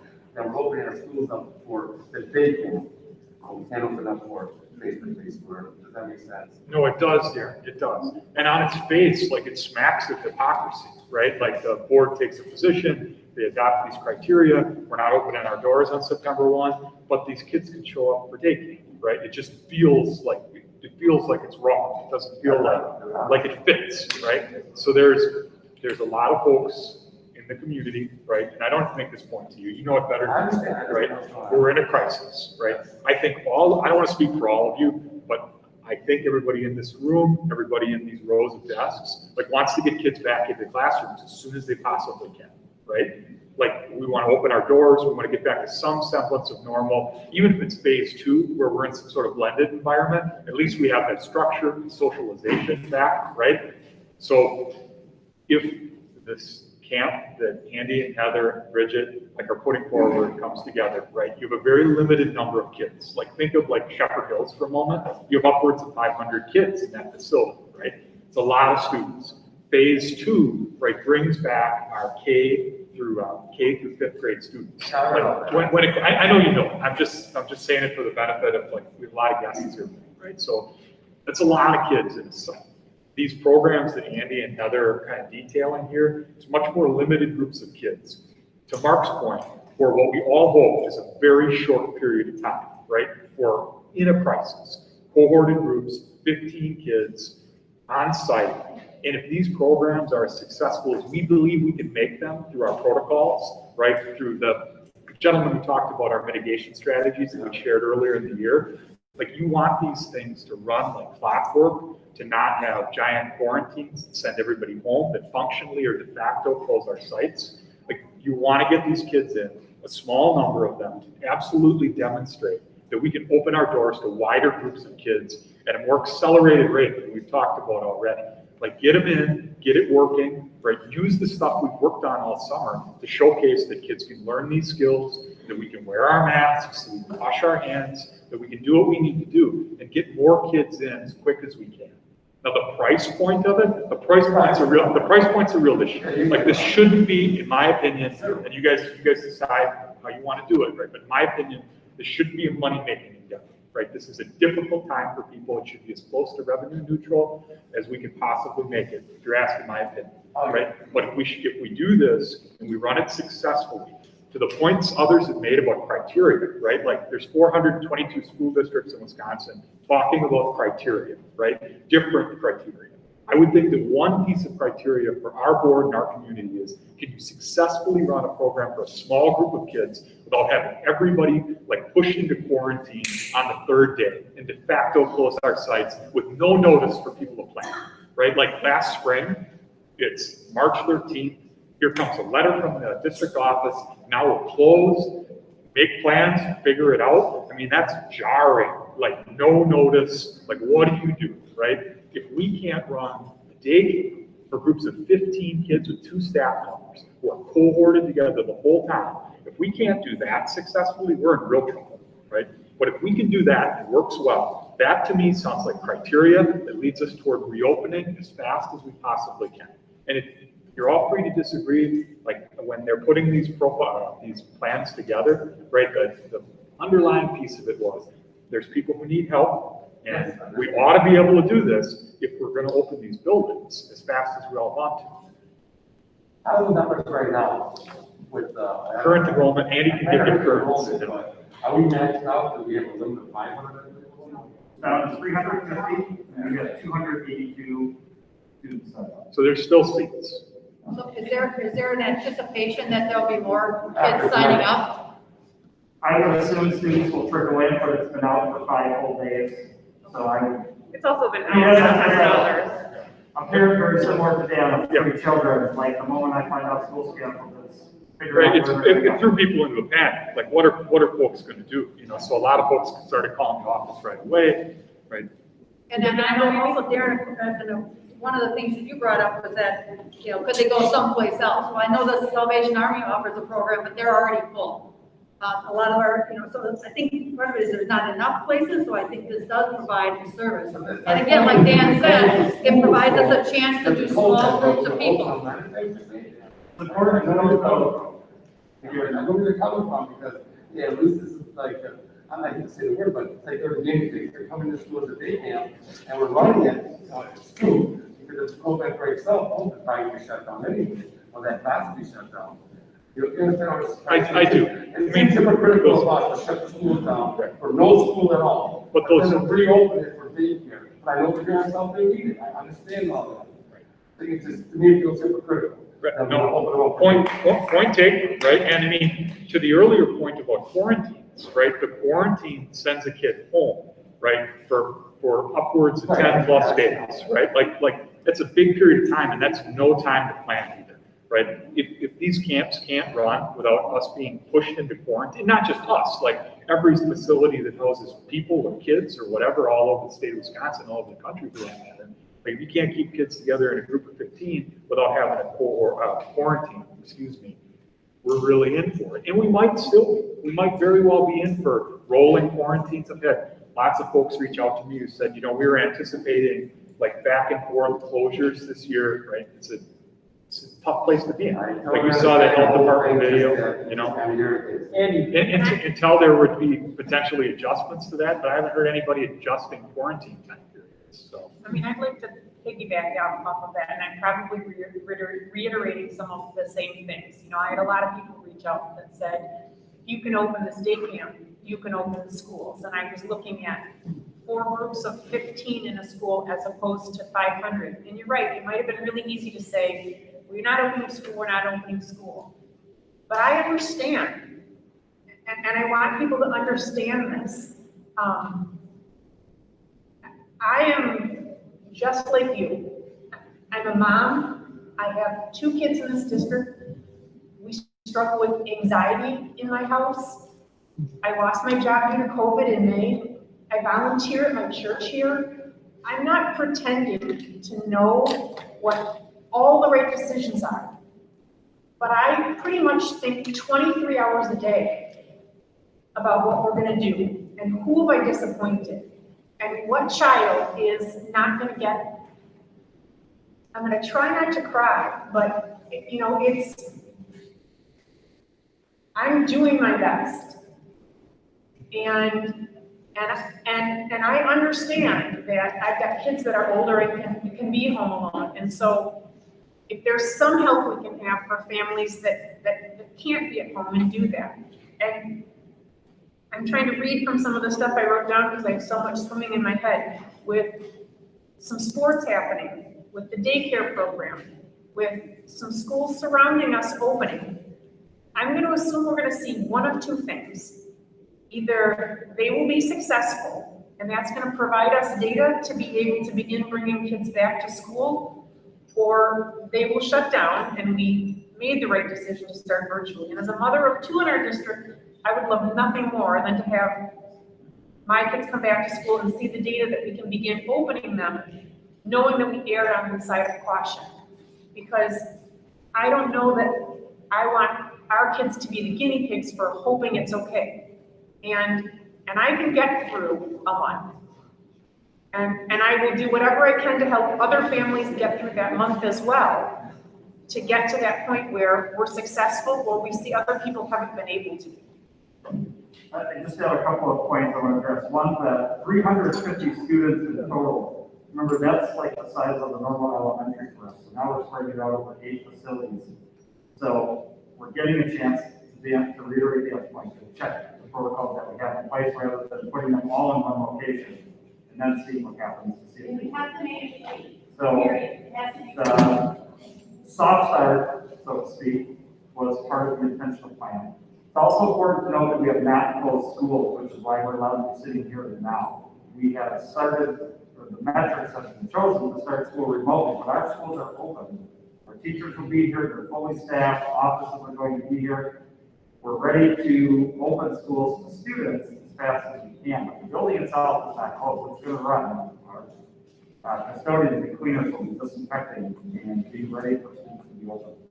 And then Leah had asked the cost. So for week 1, with the additional hours, so I broke it out into week 1 and 2 plus, so we could see that. Week 1 would be $31.84. That's with the current 282 students we have, and 55 of those are free reduced. $31.84 for week 1 would be the cost. $31? Yeah, you asked me to figure out exactly. So $31.84. Why is it only $31?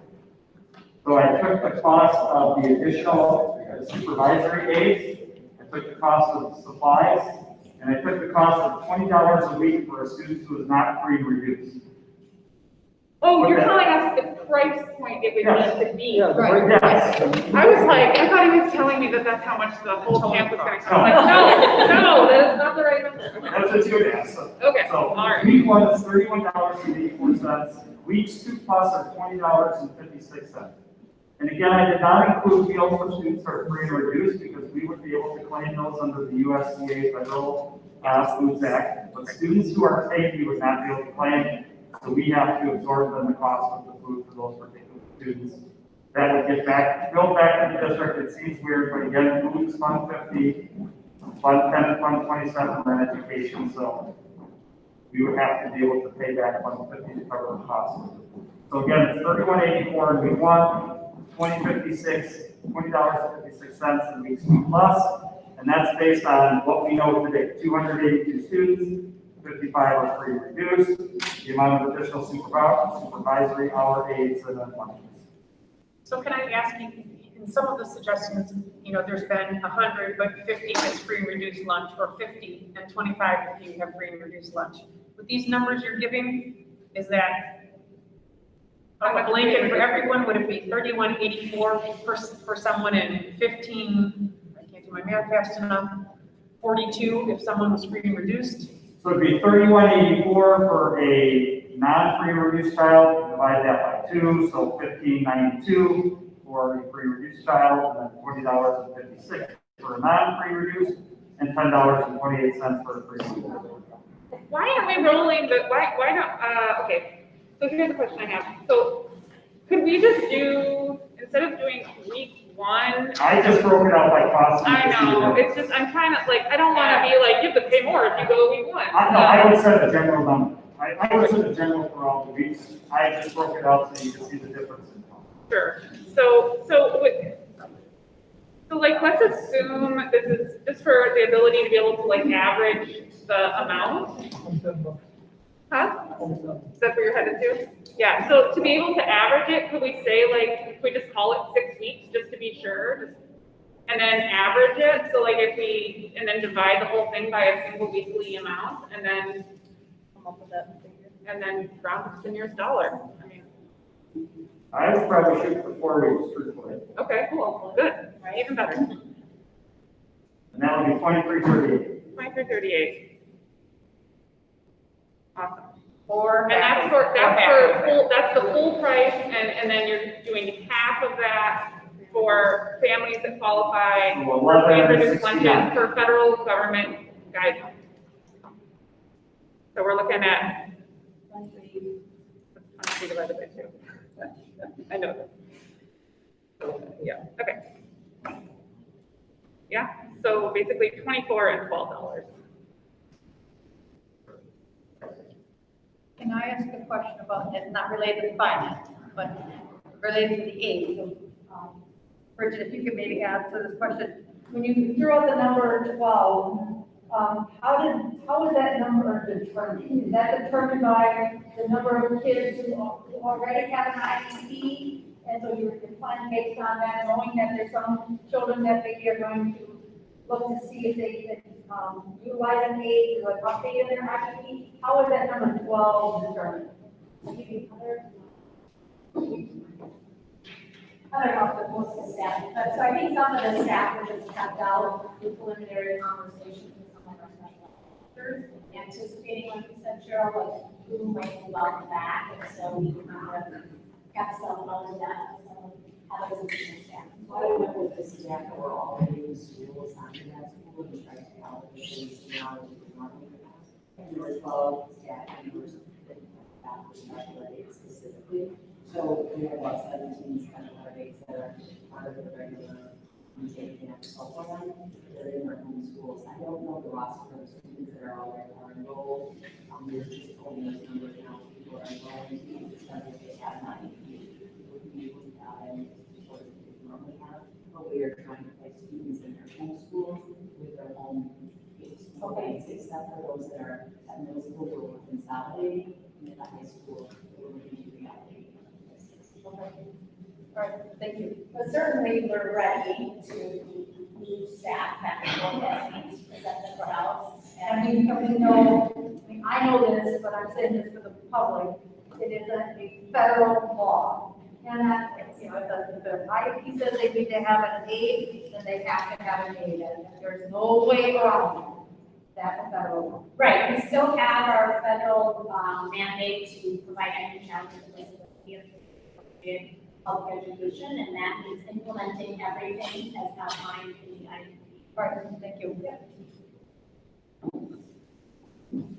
So Mark, your motion was what? So I'm, My motion was for C, but as I stated before, I was going to, make a little bit of a compromise, and I did some figuring here before the figures that Andy gave us, came out, and I came up with 30 and 15, but it's a little bit less than that, so, I'd be willing to rescind my motion, if we have a second that's willing to do so, and then I put out another motion, if that's okay. I have Mark rescinds his motion. I rescind my second. Jane rescinds her second. My new motion would be, we have to have a roll call, or no? I think it would be appropriate in this situation to do a roll call. Go ahead. Karen? To rescind. Rescind. We're taking a roll call to rescind. So do you want Yes, and to, then I'm planning on putting a new motion Right, forward. right. But first, we have to do the roll call on the rescinding. Right, Karen? that's the question you asked. Yes. Darren says Mark? yes. Mark? Yes. Amy? Yes. Leah? Yes. Cheryl? Yes. Jane? Yes. And I'm a yes. Okay, so 7-0 on the rescind. Okay, and then my new motion would be, putting, school day camp at a weekly cost of $25 and $12.50. Cindy, a second. Any discussion? That's a little higher than necessary. Well, if you make, you know, an extra $100, I'm sure we can figure out how to get it back or something. I mean, let's just, we did the math, let's use the math we did. Well, yeah, I'm just making it easier for the people that are doing the. It's on credit cards If you want to anyway. break it down to the absolute penny, we can do that, but I didn't see any point to it. We rounded it to the dollar, so. And that's just an educated guess on any part at this point, so. You know, I try to make it easy for the people that are doing the work as well. Any other discussion? I have something I want to say. Kind of along with Jane, this has been in all my years as a school board member, this is by far the hardest and most challenging issue, the issue related to going back to school and reopening schools. And this is happening in every district is facing similar problems, whether it's face-to-face or whether it's virtual or remote, whichever word you want to use. I look at COVID as a tornado. It picks and chooses who it destroys or damages. There is no real way to know what it's going to do. The best you can do is look at metrics, past history, and make your plan for that tornado. That's what we have done as a district. I also know that when a tornado hits, a community comes together and works together to help in any way. That is what we need to do now. Our health department, our medical advisor, and our district office team and staff have come together. Now we need the rest of the community to come and do the same. We don't solve anything by tearing each other down with hurtful words or incorrect information. I realize some of you are very angry, and that is okay. But what message is that sending to your child or your grandchild? It's okay to be. It's okay to be angry for a while, but we have to find a way to come to work with each other for the benefit of all of our kids. Show them that it's okay to be angry for a short bit, and then we dust ourselves off, dry our tears, and figure out how we can help each other. Let's fight this tornado together. Show our kids life living skills. I've heard you say, Cheryl, you don't understand what's going on. Cheryl, you've been at this too long. Cheryl, you don't have kids in school. Guess what? My kids went here K-12, and all of their friends and kids today are my kids. Their blood, sweat, and tears. Listen to you. Listen to me. Their blood, sweat, and tears are what I work for every day to make sure our district is the best it can do. We make mistakes sometimes, yep, but we learn from them and get even better. None of us take this role for money, yet it's a small stipend that we all work very hard for, time away from our families.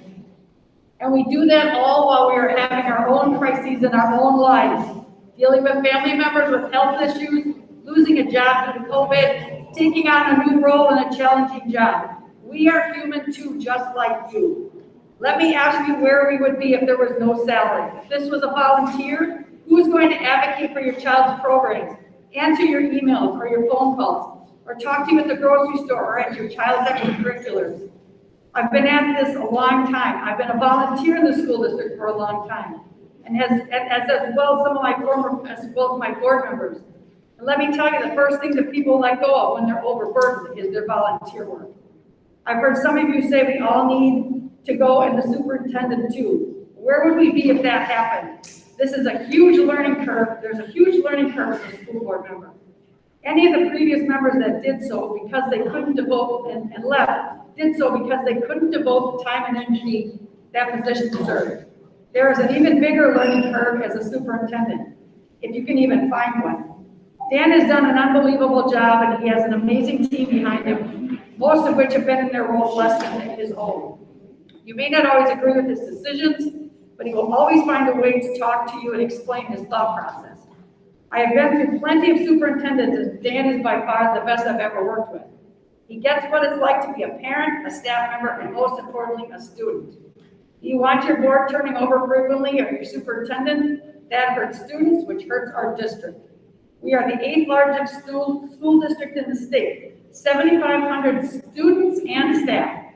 We have done a darn good job with this tornado called COVID.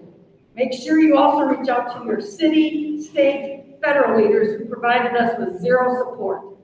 Some even issued threats that funding would be cut out if we didn't open our doors. Our school board and our administrative team, along with our health department and our medical advisor, worked to come up with a validated plan to be as safe as we can and didn't bend to city, state, federal advocacy groups or unions or a few outraged parental pressures. We did what is best and safest for our children and the staff, so we continue to be one of the best districts in the state. Let her finish. Thank you. Just want to remind you, this is a meeting of a governing body. The public has a right to attend and observe and participate only during public comment.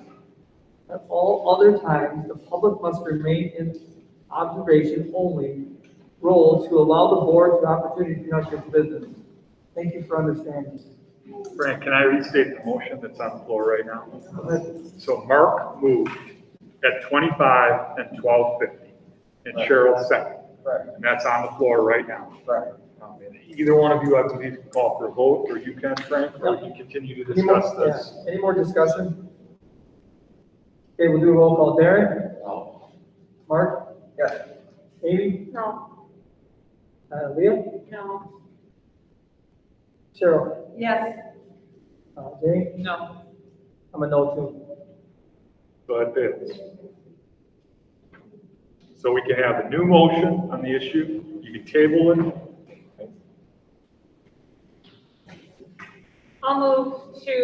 I'd like to move to set the cost of the day camp program based on the dollar amount identified, which was $23.50 and $12. I'll second. Any discussion? Okay, roll call. Darren? No. Mark? Yeah. Amy? Yeah. Leah? Yes. Cheryl? Yes. Jane? Yes. I'm a yes. All right. Motion approved. So reestablished costing, $23.50 and $12. No. Okay, thank you. Okay, next on the agenda, long-term disability insurance. Andy? Got 1 second before. Andy, are you able to expand the print for those of us that are seeing impaired. Thank you. I would include myself in that particular group, so. Thank you. I'll see if I can even do it, I don't know, 200 or something. Okay, so this is very similar to the situation report that was brought forth on the 10th, except for some of the questions that were asked, or some thoughts that were brought forth. So one, we've added additional options that are highlighted below. So I'll go over those. One, shouldn't call one, because that's not new one. So items 2 and 3, both of those will also change to Madison National Life. So we talked a lot about that over the last couple of meetings. That changing a long-term disability carrier is like going from a quick trip to a BP. It's still gas, it still fills up your car. Most people wouldn't know if you drove the car off and didn't know what station you were at. So the carrier is really a moot point in general. And by transitioning carriers, what we lose is the history that we've had in terms of carrying additional costs. But what we've done with number 2 is kept year 1 at 90%, year 2 at 80, years 3, 4, and 5 at 70. That's what we currently have. But we would cap it at 5 years. So currently we have an uncapped benefit, by that meaning until 65.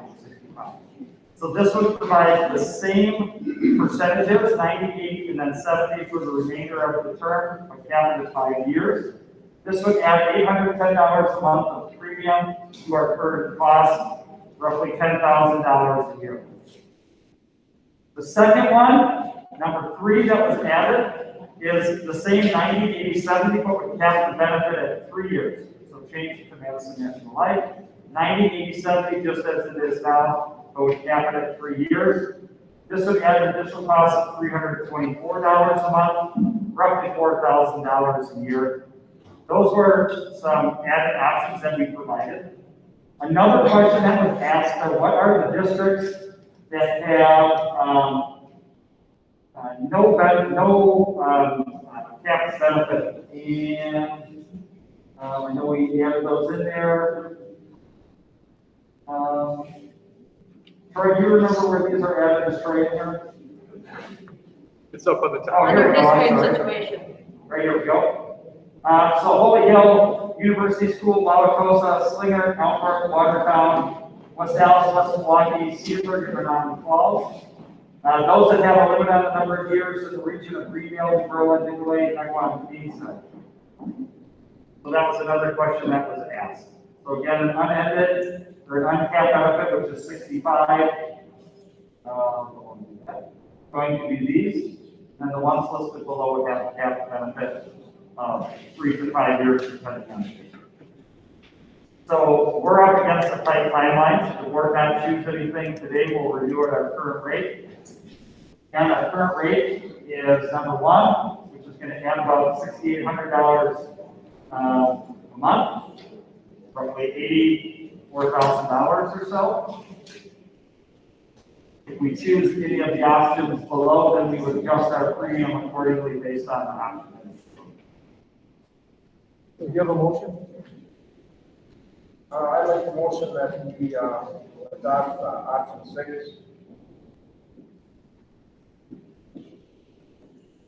A second?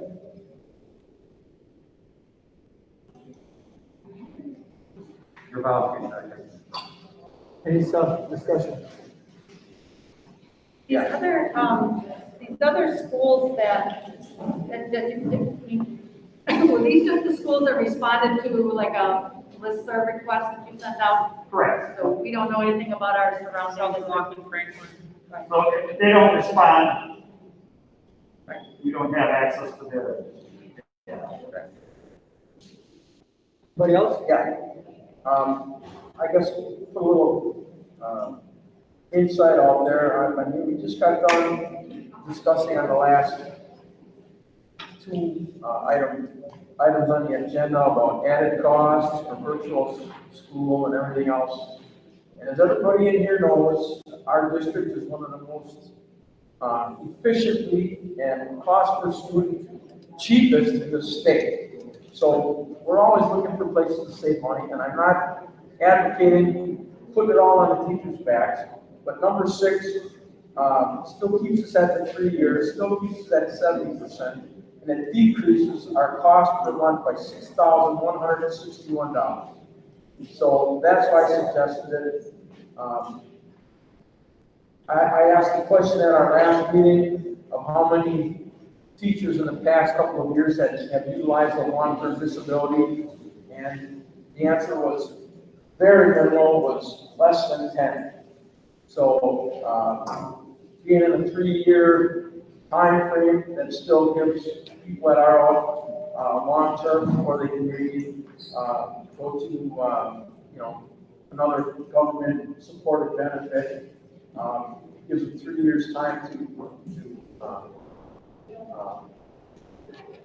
look for something if they're eligible or come of age, and it still keeps us in line with a lot of the other districts. That's it. Anybody else? I'll just say, part of my concern is that we, as much as we've said, we don't have a ton of people that reach that level. We happen to have teachers currently who have reached that level. And we're dealing with COVID now as well, and don't know what maybe long-term effects may be. Those are just some of my hesitancies. Just as previously stated, a reminder, anybody that is on the current plan will remain. I understand that, I just but want to we're just reiterate saying that. there are current people that have reached that, as much as we've said generally people don't. We happen to have 2 people who currently do. Any other comments? And this is something we review every year.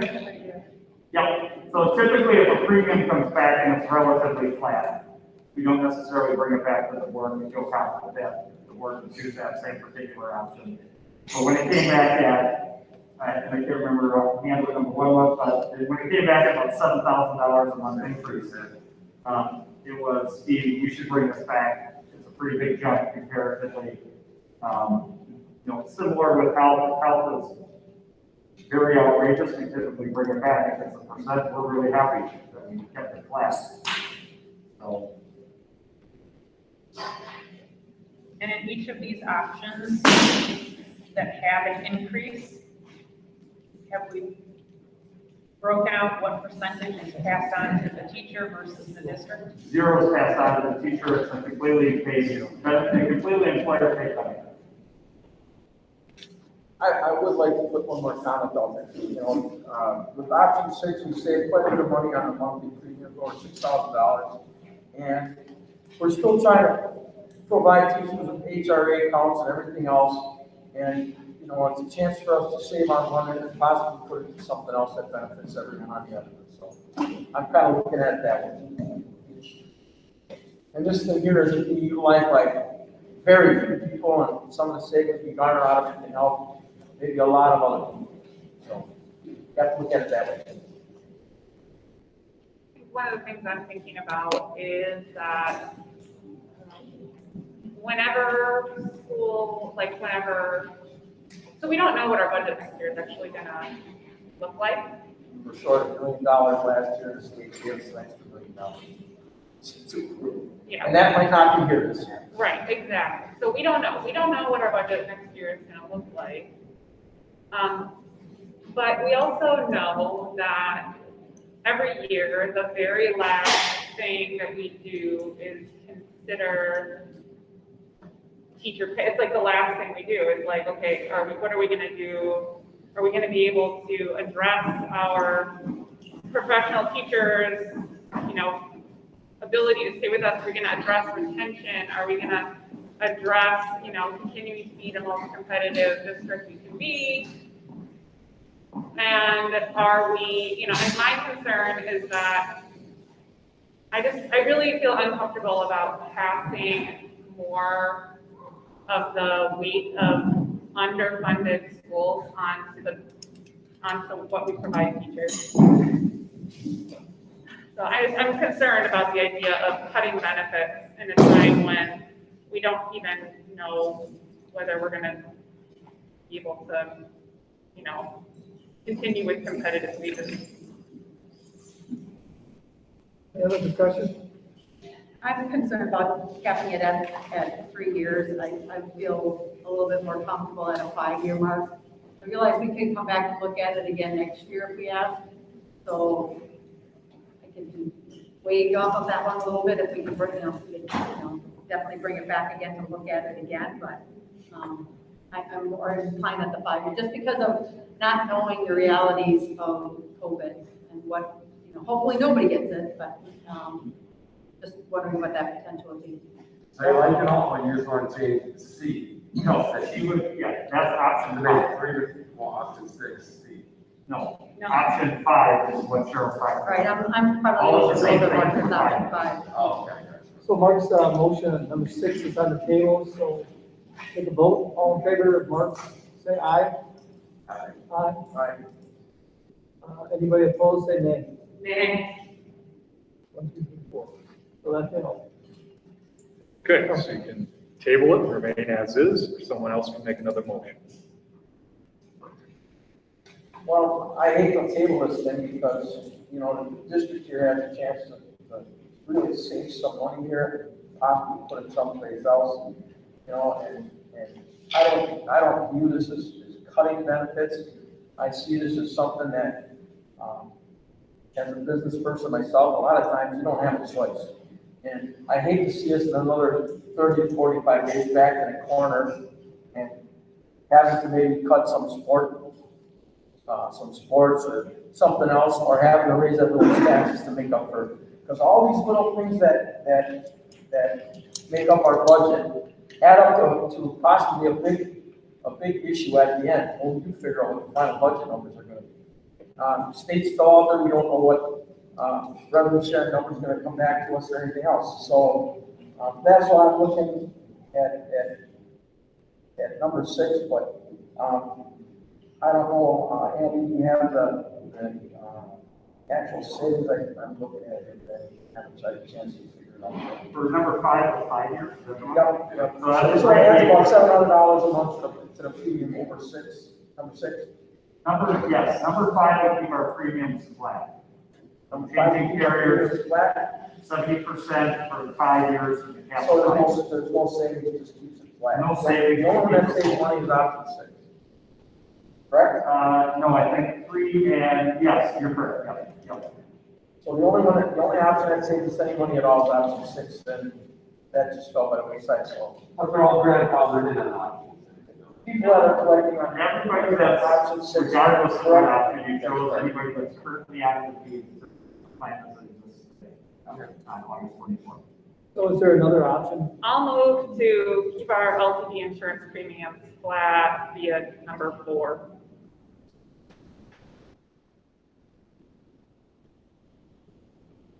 For a second? I'll second. Any discussion? Can we ask that be brought back next year to kind of look at it, to see where it sits, and in case there's any changes, that sort of, just for at least a review in front of the board? Sure. Do that. Okay, all in favor, say aye. Aye. Opposed, say nay. Okay. Nay. Oh, passes. 2. Frank and Mark, no. All right, gonna take a 2-minute recess, and we'll come back with informational items. Okay, take a couple minutes, come back. Andy, let's say 35. This is a reminder, all of recording. Yep. Recording during the break.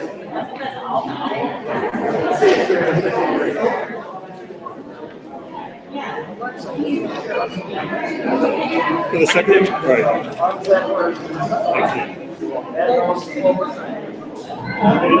Don't read into my words there too much. Support means support.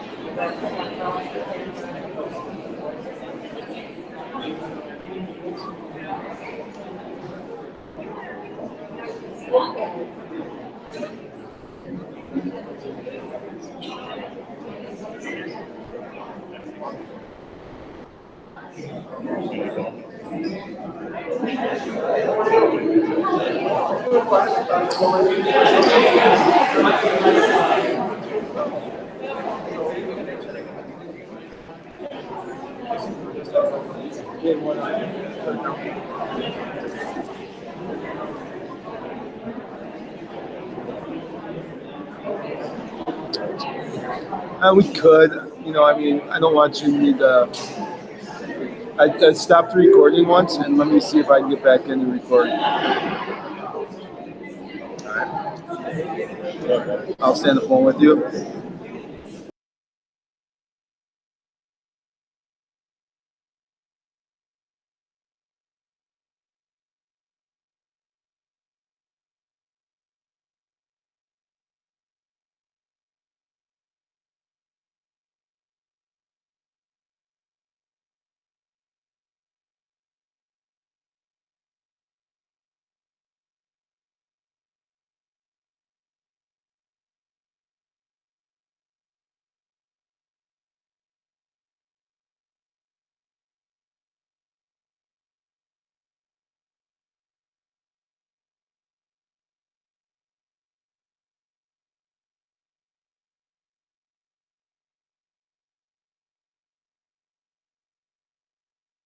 DPI, and that's what we've taken for our policy to align with our current policy for in-person learning.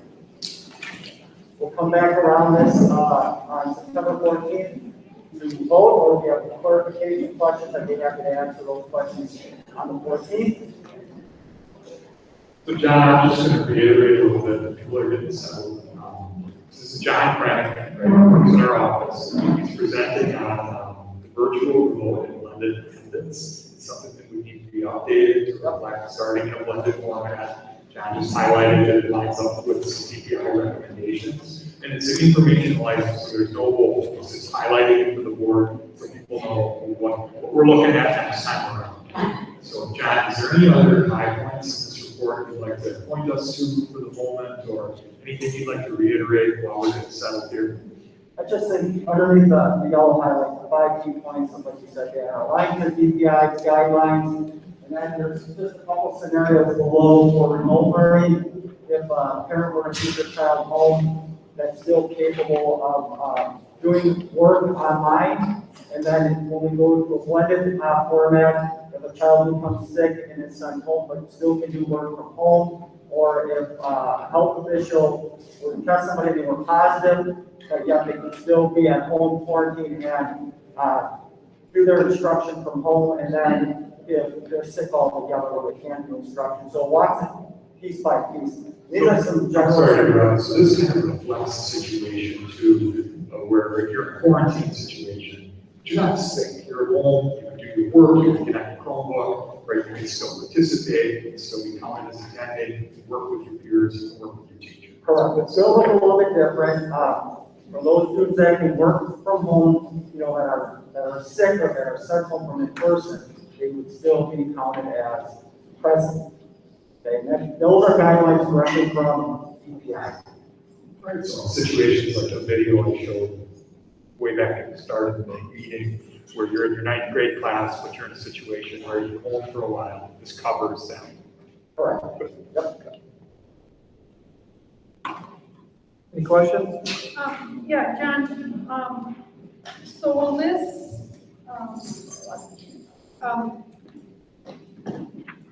is this gonna are we gonna be talking to parents about, encouraging them not to send the kids when they're sick? And so, how some kids worry about, I don't wanna miss school because I want perfect attendance, or I wanna be able to participate in my sport or my extracurricular activity. I wanna make sure we take that fear away from parents and students, that, we're looking at that so that we don't have kids coming to school when they're sick. That's what this policy does. Sure, it provides a lot of flexibility. If someone is kept home but is still capable to engage in online learning remotely, they would still be considered present. And I've rolled out different scenarios within the policy. Thank you. John, I have one question. I think there was somewhere, and I'm assuming it was in one of the attachments, where it talked about if you are virtual and what's considered attending fully for the week. And one was like if you responded to a teacher's message and or you turned an assignment in, is it and or if they do one but they don't do the other? Yep, it's a little bit of both. So, for example, there are students that cannot participate in that synchronous lesson, that live lessons. All our teachers are going to record their lessons and post them. If for whatever reason a student is not able to be at that lesson live, they can watch the lesson that was recorded, complete assignments that they would consider present during that time. And that's directly from DPI's guidelines.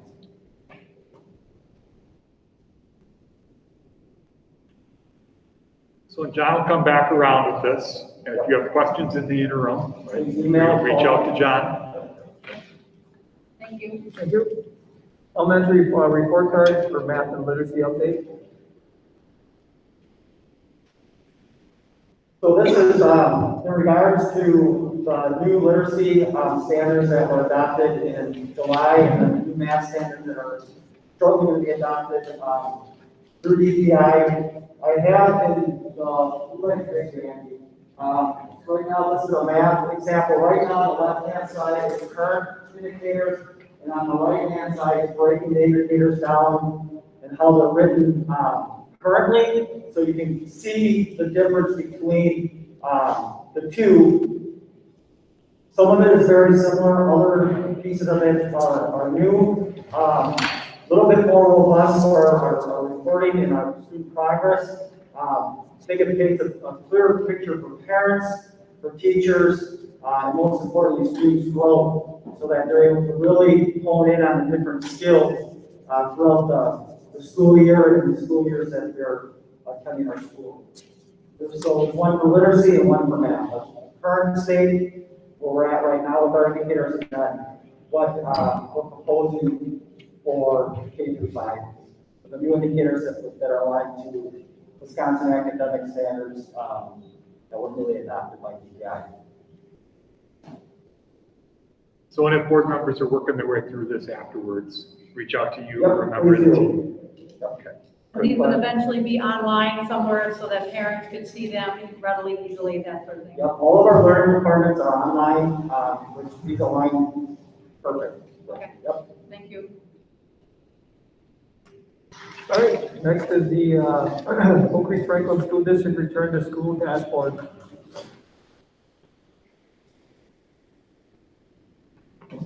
Up, please. So back on the 13th, when we met, we talked about a digestible graphic that reflected the criteria we talked about. Andy worked with the health department earlier this week and put together a draft. He's going to walk you through a couple of the elements and then share the graphic that we would look to widely share each week after the data comes from Frederick Medical College, Wisconsin on Thursday. It's here for your review and any comment you may have. So just as a reminder, on the 13th, we chose 2 binding data metric points. That was a 14-day disease burden rate and a percent positivity testing rate.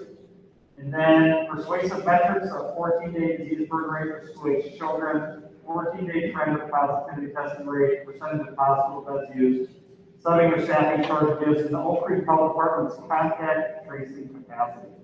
So persuasive metrics are those things that are used to help us make the decision, but aren't hard qualifying numbers as a binding metric would be. Both binding metrics, and then persuasive 1, 2, and 5 come from the Oak Creek Health Department in conjunction with the Medical College of Wisconsin. Persuasive metric 3 comes straight from the Milwaukee County dashboard. Persuasive metric 4, that's an internal Oak Creek Franklin school district metric. So here is the graphic. After we've taken a look at it, we've consulted with the Oak Creek Health Department, as Dan has said. And Andy, this reflects numbers as the most current information we have right now. So this reflects numbers through Friday, August 21st, and would be updated weekly on the Friday. So I think Leo was the one that discussed starting our metrics on the 14th, the day after our meeting. And so Well, you guys are someone. We have a bunch of fingers pointing. So someone did. So the 21st would have been our first full Friday after that to get a week's information. So we have this finding data point of 263 out of 14-day disease burden. It's important to know that that is out of 100,000 residents. Now, Oak Creek doesn't have 100,000 residents. It has 36,270 according to the Oak Creek Health Department. So this number of 263 takes our actual number of 14-day individuals testing positive and translates that to a number of 100,000. It's translated to a number of 100,001 because that is the number being used by CDC, Harvard, and other states as a comparative measure. And then it also allows us to compare it to other Milwaukee County school districts and what they, or municipalities and what their disease burden is. So it gives us a comparative metric to work with. So if you live in any of the outlying areas, you could get a burden rate for your community. Correct. They're shared. So Dan showed a graphic earlier. It had a little bit of green, some yellow, some orange, and a lot of red at the top. So 100 or more cases out of 100,000 is considered a high transmission rate. So currently we're at 263. Andy, is there any way you could toggle back to that so people could see it? If you go back to the stuff I shared, roll up. That one, there you go. So this is what he's referencing.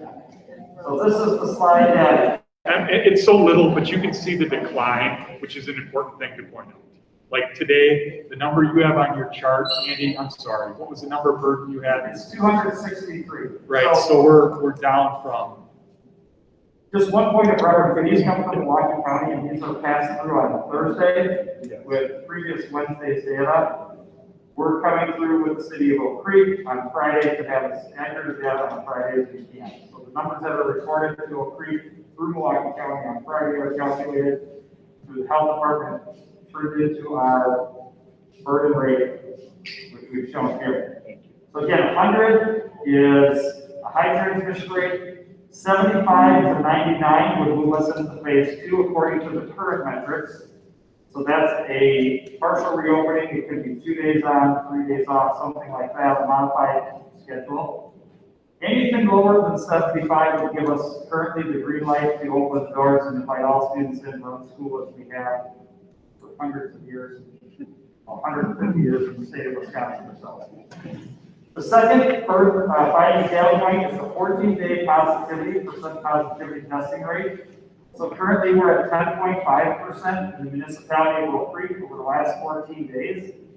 Again, data from the CDC, from Harvard and other high-ranking and groups that have a lot of input in this use 5% as the metric to get. So anything north of 5% puts us in the red, anything south of 5% puts us in the green. Again, where you can have kids come to school using our protocols, but we can open the doors to all 6,500 or so students. And we should note here that there's a handful of folks on the board, and I'm sure a handful of folks in the audience who have taken issue with the percent positivity number. And I think a couple of people are going to want to talk about that. And I'll reiterate something that the medical advisor and the health department had shared, which is that these are things that they very well may take into account to update and change, and would be willing to come back to us to talk about if that number in fact doesn't hold to be something that tells us a story that helps us further our goals and understand the real picture of disease in the community. Right? So I think a couple of people are going to want to talk about that. But what we put together here, what Andy's got, is a picture of what we had discussed on the 13th. So that you could look at it, so we could ask questions, so we could critique it, so we could talk about what questions we might want to further ask the health department, or even if we want to invite some people back again to make some modifications to this. So just a couple of other things on here. We just have the graphic that reminds us that if we're sick, we should stay home. So to Cheryl's point earlier, we should social distance or really physically distance ourselves and use that 6-foot metric as best we can. It's adaptable in every situation, but as best we can. Wash our hands, we should disinfect, we should wear face coverings.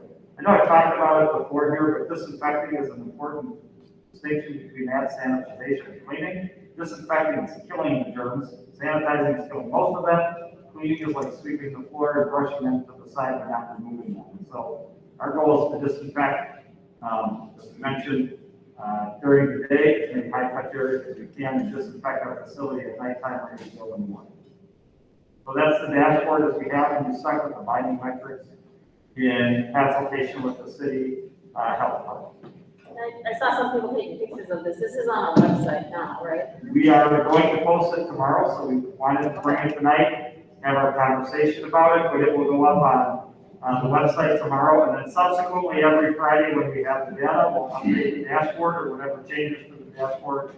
We'll come from tonight and upload it on Fridays. And it's linked in this report, and were we to, like we mentioned back on the 13th, learn more, the health department to offer different recommendations to us, any modifications we'd make to this document and put them on the website as well.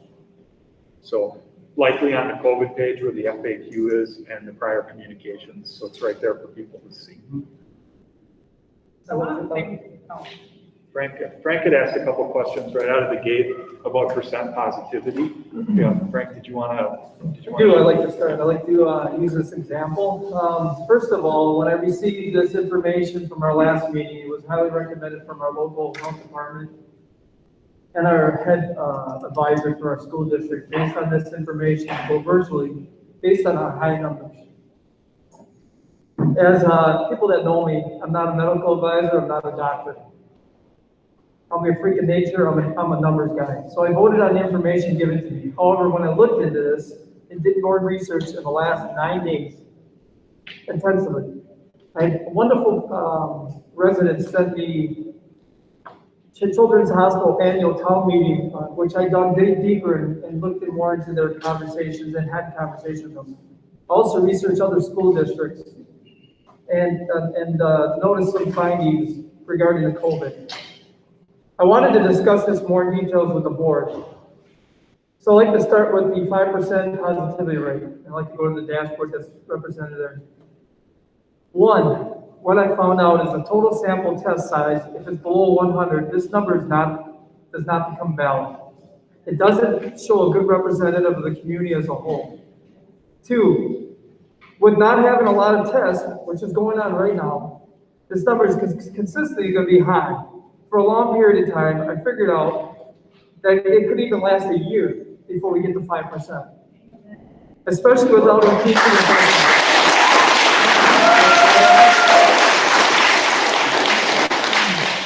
Three, to me, this is not a valid measure. Summer tests are smaller.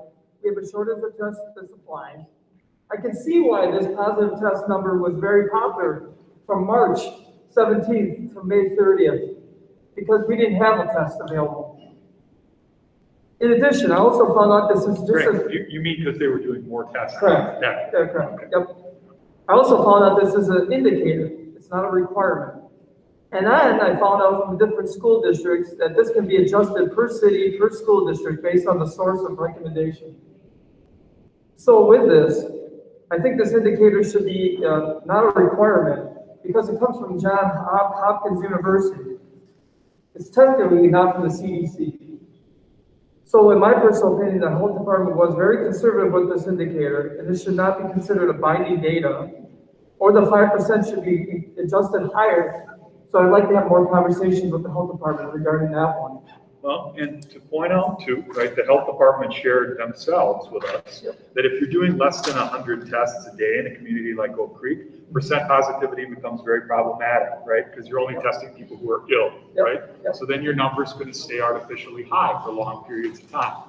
So if you're looking at a number like burden, which is a comparative rate to look at between communities, that's one thing.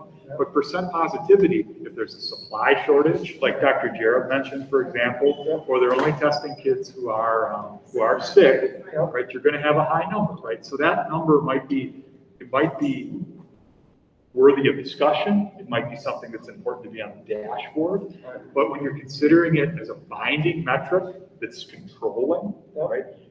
Maybe you focus on disease burden, right, which we see in the declining charts that we've looked at. But to your point, Frank, right, and others have said this too. I have an email from a Michelle here that lays this out very thoughtfully. you don't mind? Did That's fine, because I still want to Okay. finish my other. No, sentence. of course. She said, I understand one of the metrics requires positive cases or less than 5% of all tests, right up there in rainbow, bright blue and black. Given that Oak Creek has tested an average of, she highlights some numbers here. She says, with such a low amount of testing, the results will skew towards positive results. Like, that's just basic math, right? That Frank, as a numbers guy, is highlighting for us here. So this individual notes, I request that this 5% metric be eliminated or a broader range be utilized. I just thought this was put very concisely, which might reflect a more realistic representation of risk. This is a very thoughtful piece of commentary here that hits on some of the similar points that Frank's making. And at the end of the day, the board looked at this, talked to the Med advisor, talked to the city, and they wanted to see something that gave us a very clear picture of what we're looking at in our community and our schools. And if that number, to Frank's point, doesn't show that picture for us in a way that helps us make really informed decisions, we may not be looking at the right piece of data, right? You have that burden rate. We have a health department that's willing to come and talk with us, that's willing to come and present to our board, right? So if you want to talk about adjusting the criteria that we're using, right? I think the health department would be absolutely willing to come back and meet with us at a September meeting, maybe early September, and talk about either taking that item from our dashboard and putting it in the persuasive category where we study it and learn from it, but perhaps removing it through an act of the board from binding criteria, right? So then you'd be tracking the disease burden number, which has a lot of other factors to it that go into it that they could explain to us in greater depth and detail. Again, you could have your questions asked and answered again from the relevant medical authority, and the board could take an action to remove percent positivity from binding criteria. I said a whole lot really quick, but I mean, this email, your statements, what the health department has shared about rates of testing, any testing supply shortages that could artificially inflate that number, that's very well worth discussing, I think. And like I said, I think to your point, Frank, the health department's willing to come back and talk to us about that, answer your questions, and make recommendations for adjustments to this dashboard. Go on, go on. I just wanted to, this woman sent this the other day and I wanted to read it, so I'm sorry. You can call me out of order. Well, and I would say as well, I've always felt very strongly about definitely making decisions based on some metrics. At the time we decided these two, we had partnered very closely with the health department and Dr. Jareb, and to say, you are the person in Oak Creek that is responsible for health and safety, or an expert in health and safety in our district, and to say, but never mind. I didn't really feel like, I'm not a medical professional either. And for me to just say, I hear this data from you, but I'm just gonna discount it. But I've said all along, and I agree, I've responded this way to a number of people's emails, when and if the metrics or the thresholds for what those metrics are not valid or need to be tweaked, I'm okay with doing that. I wanna make a decision still based on some metrics. But if this needs to change, I'm open to discussing it. And I think all along we were waiting for those metrics from DHS, and now that DHS has put out their guidance with no metrics, it gives us no help at all, right? So we have to still come up with our own. That's a really good point, because when the Oak Creek Health Department shared this with us, one of the questions that was asked and answered at that meeting was, we were anticipating a release from DHS that would be substantially similar to what the 10 regional health directors had shared with their suburbs, us being one of them, right?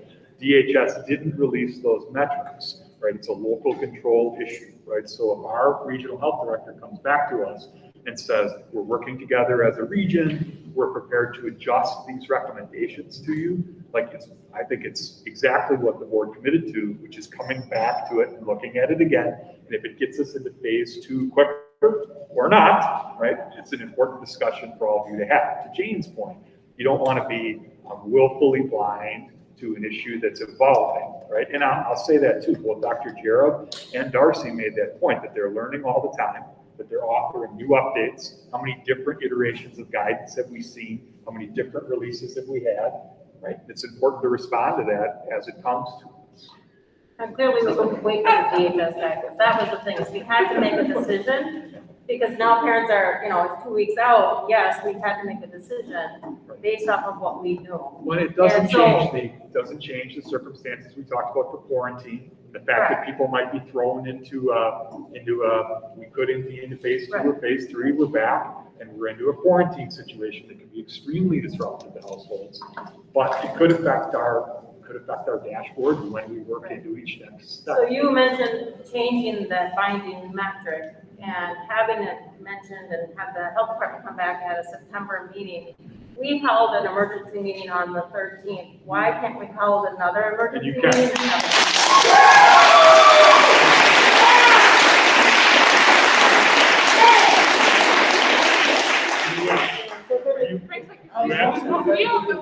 You absolutely can. Go ahead, go ahead. So Frank, don't laugh again if you say it. I'd like to talk about the 263 now. So back in our guide, right? The criteria of the burning crisis, COVID-19, 14 consecutive days, says you're high risk, you're red if it's above 100. So if you look at this and this map, this is based on a population of 100,000. Oak Creek is not 100,000. We're about 36, 38. I don't know what it is. I'm not the Census Bureau, but I'm pretty close. But, so I took basically the 100 and divided it into 100,000, right? You get 1,000. So you figure out that number. Now I'm looking at 263. Okay? Take a calendar in front of you. 263, you divide that in a 14-day. Monday, Tuesday, Wednesday, Thursday, Friday, Saturday, Sunday, it's 7.15. Okay? For 14 straight days. That's 7.1 citizens who, I feel horrible about it. I hope it's zero. I want it to be zero, right? And I agree with the person that said, what are we doing with the city? But I'll talk about that later. 7.15 people, that means positive tests per day for 14 straight days equals 100. Okay? So that sample is saying that 100 people have positive tests for 14 straight days out of 36 or 38,000 people. That considers Oak Creek. This is Oak Creek is red in this map. That is a very small number. I don't understand that. Now when I found out more about this, to me, that is just an unbelievable, and I know I feel horrible about the 100 people, obviously, where we're at right now, 263. But it's gone down from 415 to 263. Why? Because we're wearing this, right? And hopefully practicing social distancing. You mean that's our 3-week evolving Correct. data for bird, from 404 or whatever it was to 263 in 3 weeks. Correct. Right. So, from doing this research, I'm requesting the board to ask the health department, which I agree with Amy, to come back to this board as soon as possible to debate why these binding data are conservative numbers and that do not measure or represent the correct sample of this virus, not a disease, of the city of Oak Creek in the school district. With this, I'm asking for this request so we can open our school doors. In fact, we need to work on public message throughout the city on beating this virus together as a community. That's what I'm asking this board to request this as soon as possible.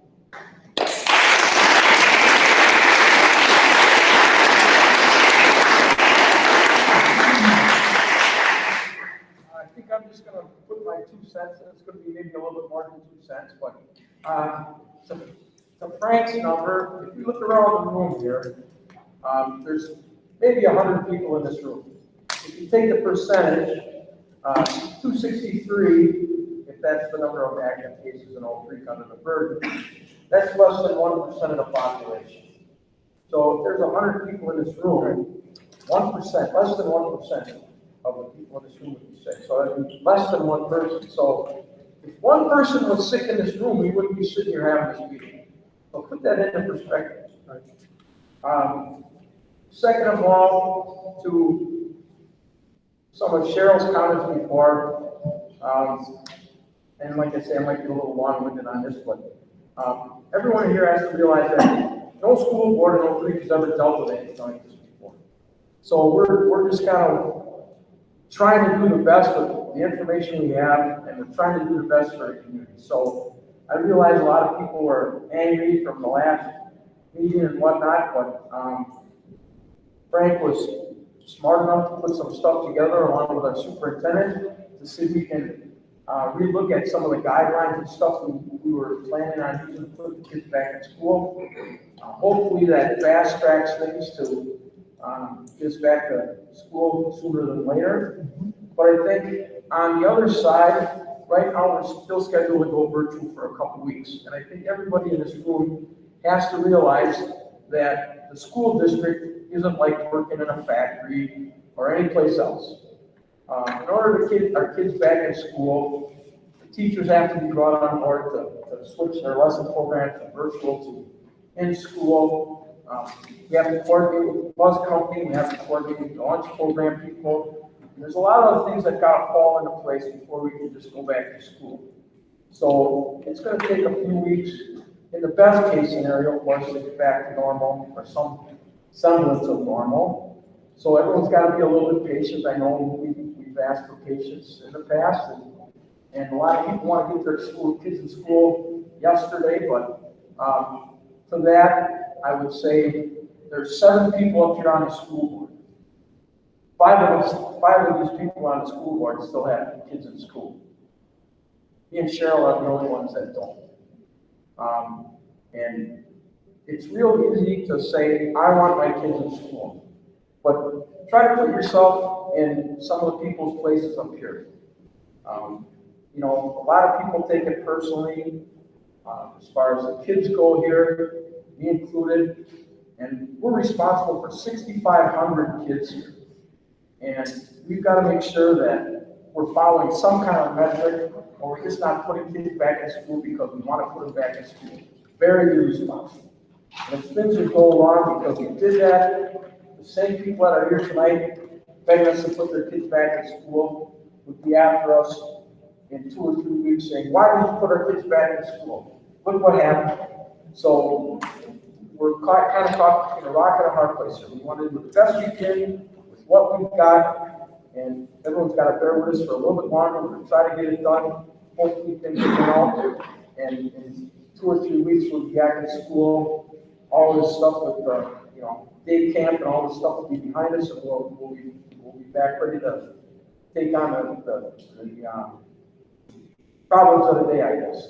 But with that said, I think we have to come back and look at some of the metrics we used, and I think a lot of this stuff was flawed, the information we were given before, and I would like to see us, when we do come back, working with the finding metric 1, the pervasive metric 1, and the subbing and staffing, and some of the other things, and the numbers that do come out that would regulate how we send kids back to school based on the burden. I think there's a few things that have to be taken out of the numbers, and it's not that these people count for anything less, but everyone knows that most of the cases have been coming out of assisted living facilities and nursing homes, and I believe that those people that are counted and are in those facilities, they don't count for anything less, but they should be counted when it comes to putting our kids back in school. Because they're not all in the public, and there's a question in their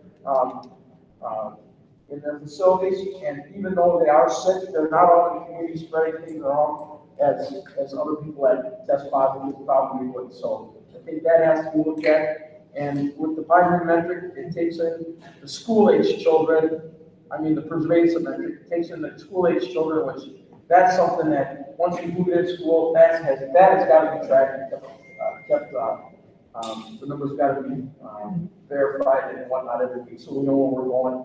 We don't want to get this thing going out of hand once we go back to school, and everyone wants to do it safe and responsible, and I hope we can get to that point. Thanks. Very well.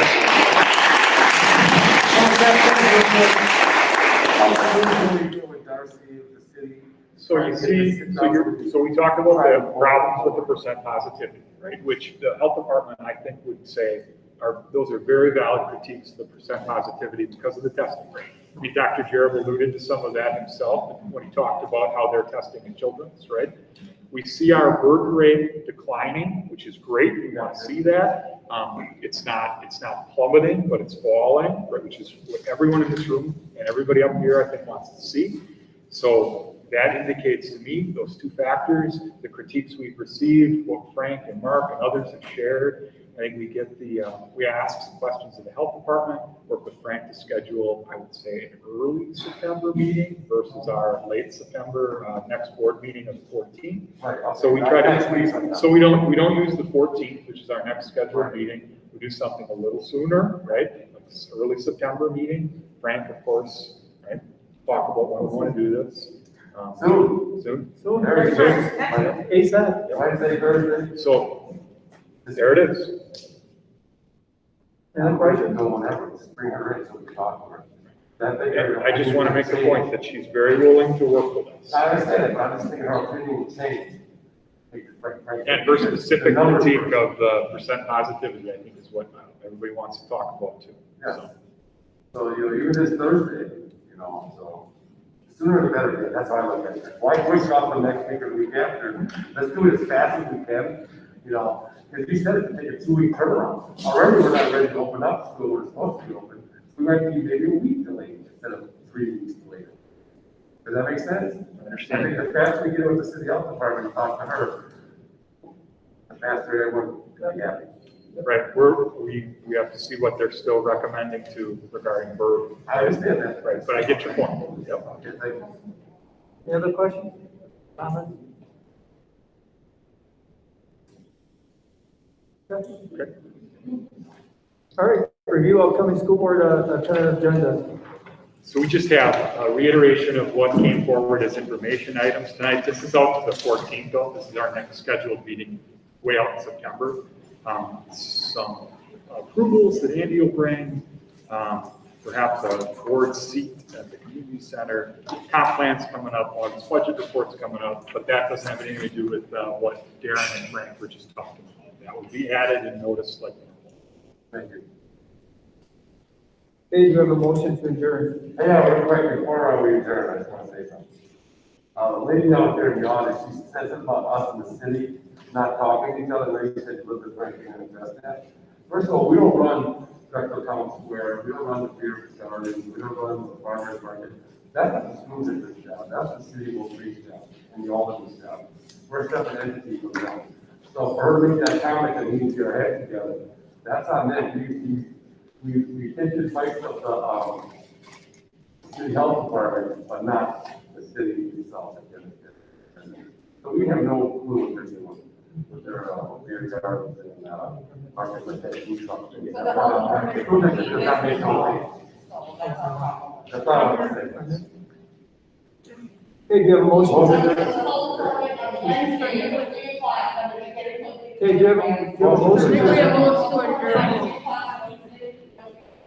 Seconds. Boom, boom, boom. Cheryl, second. Any discussion? All in favor, say aye. Aye. Opposed, say nay. Meeting. Okay, 5 minutes before we start the annual meeting. Thank you.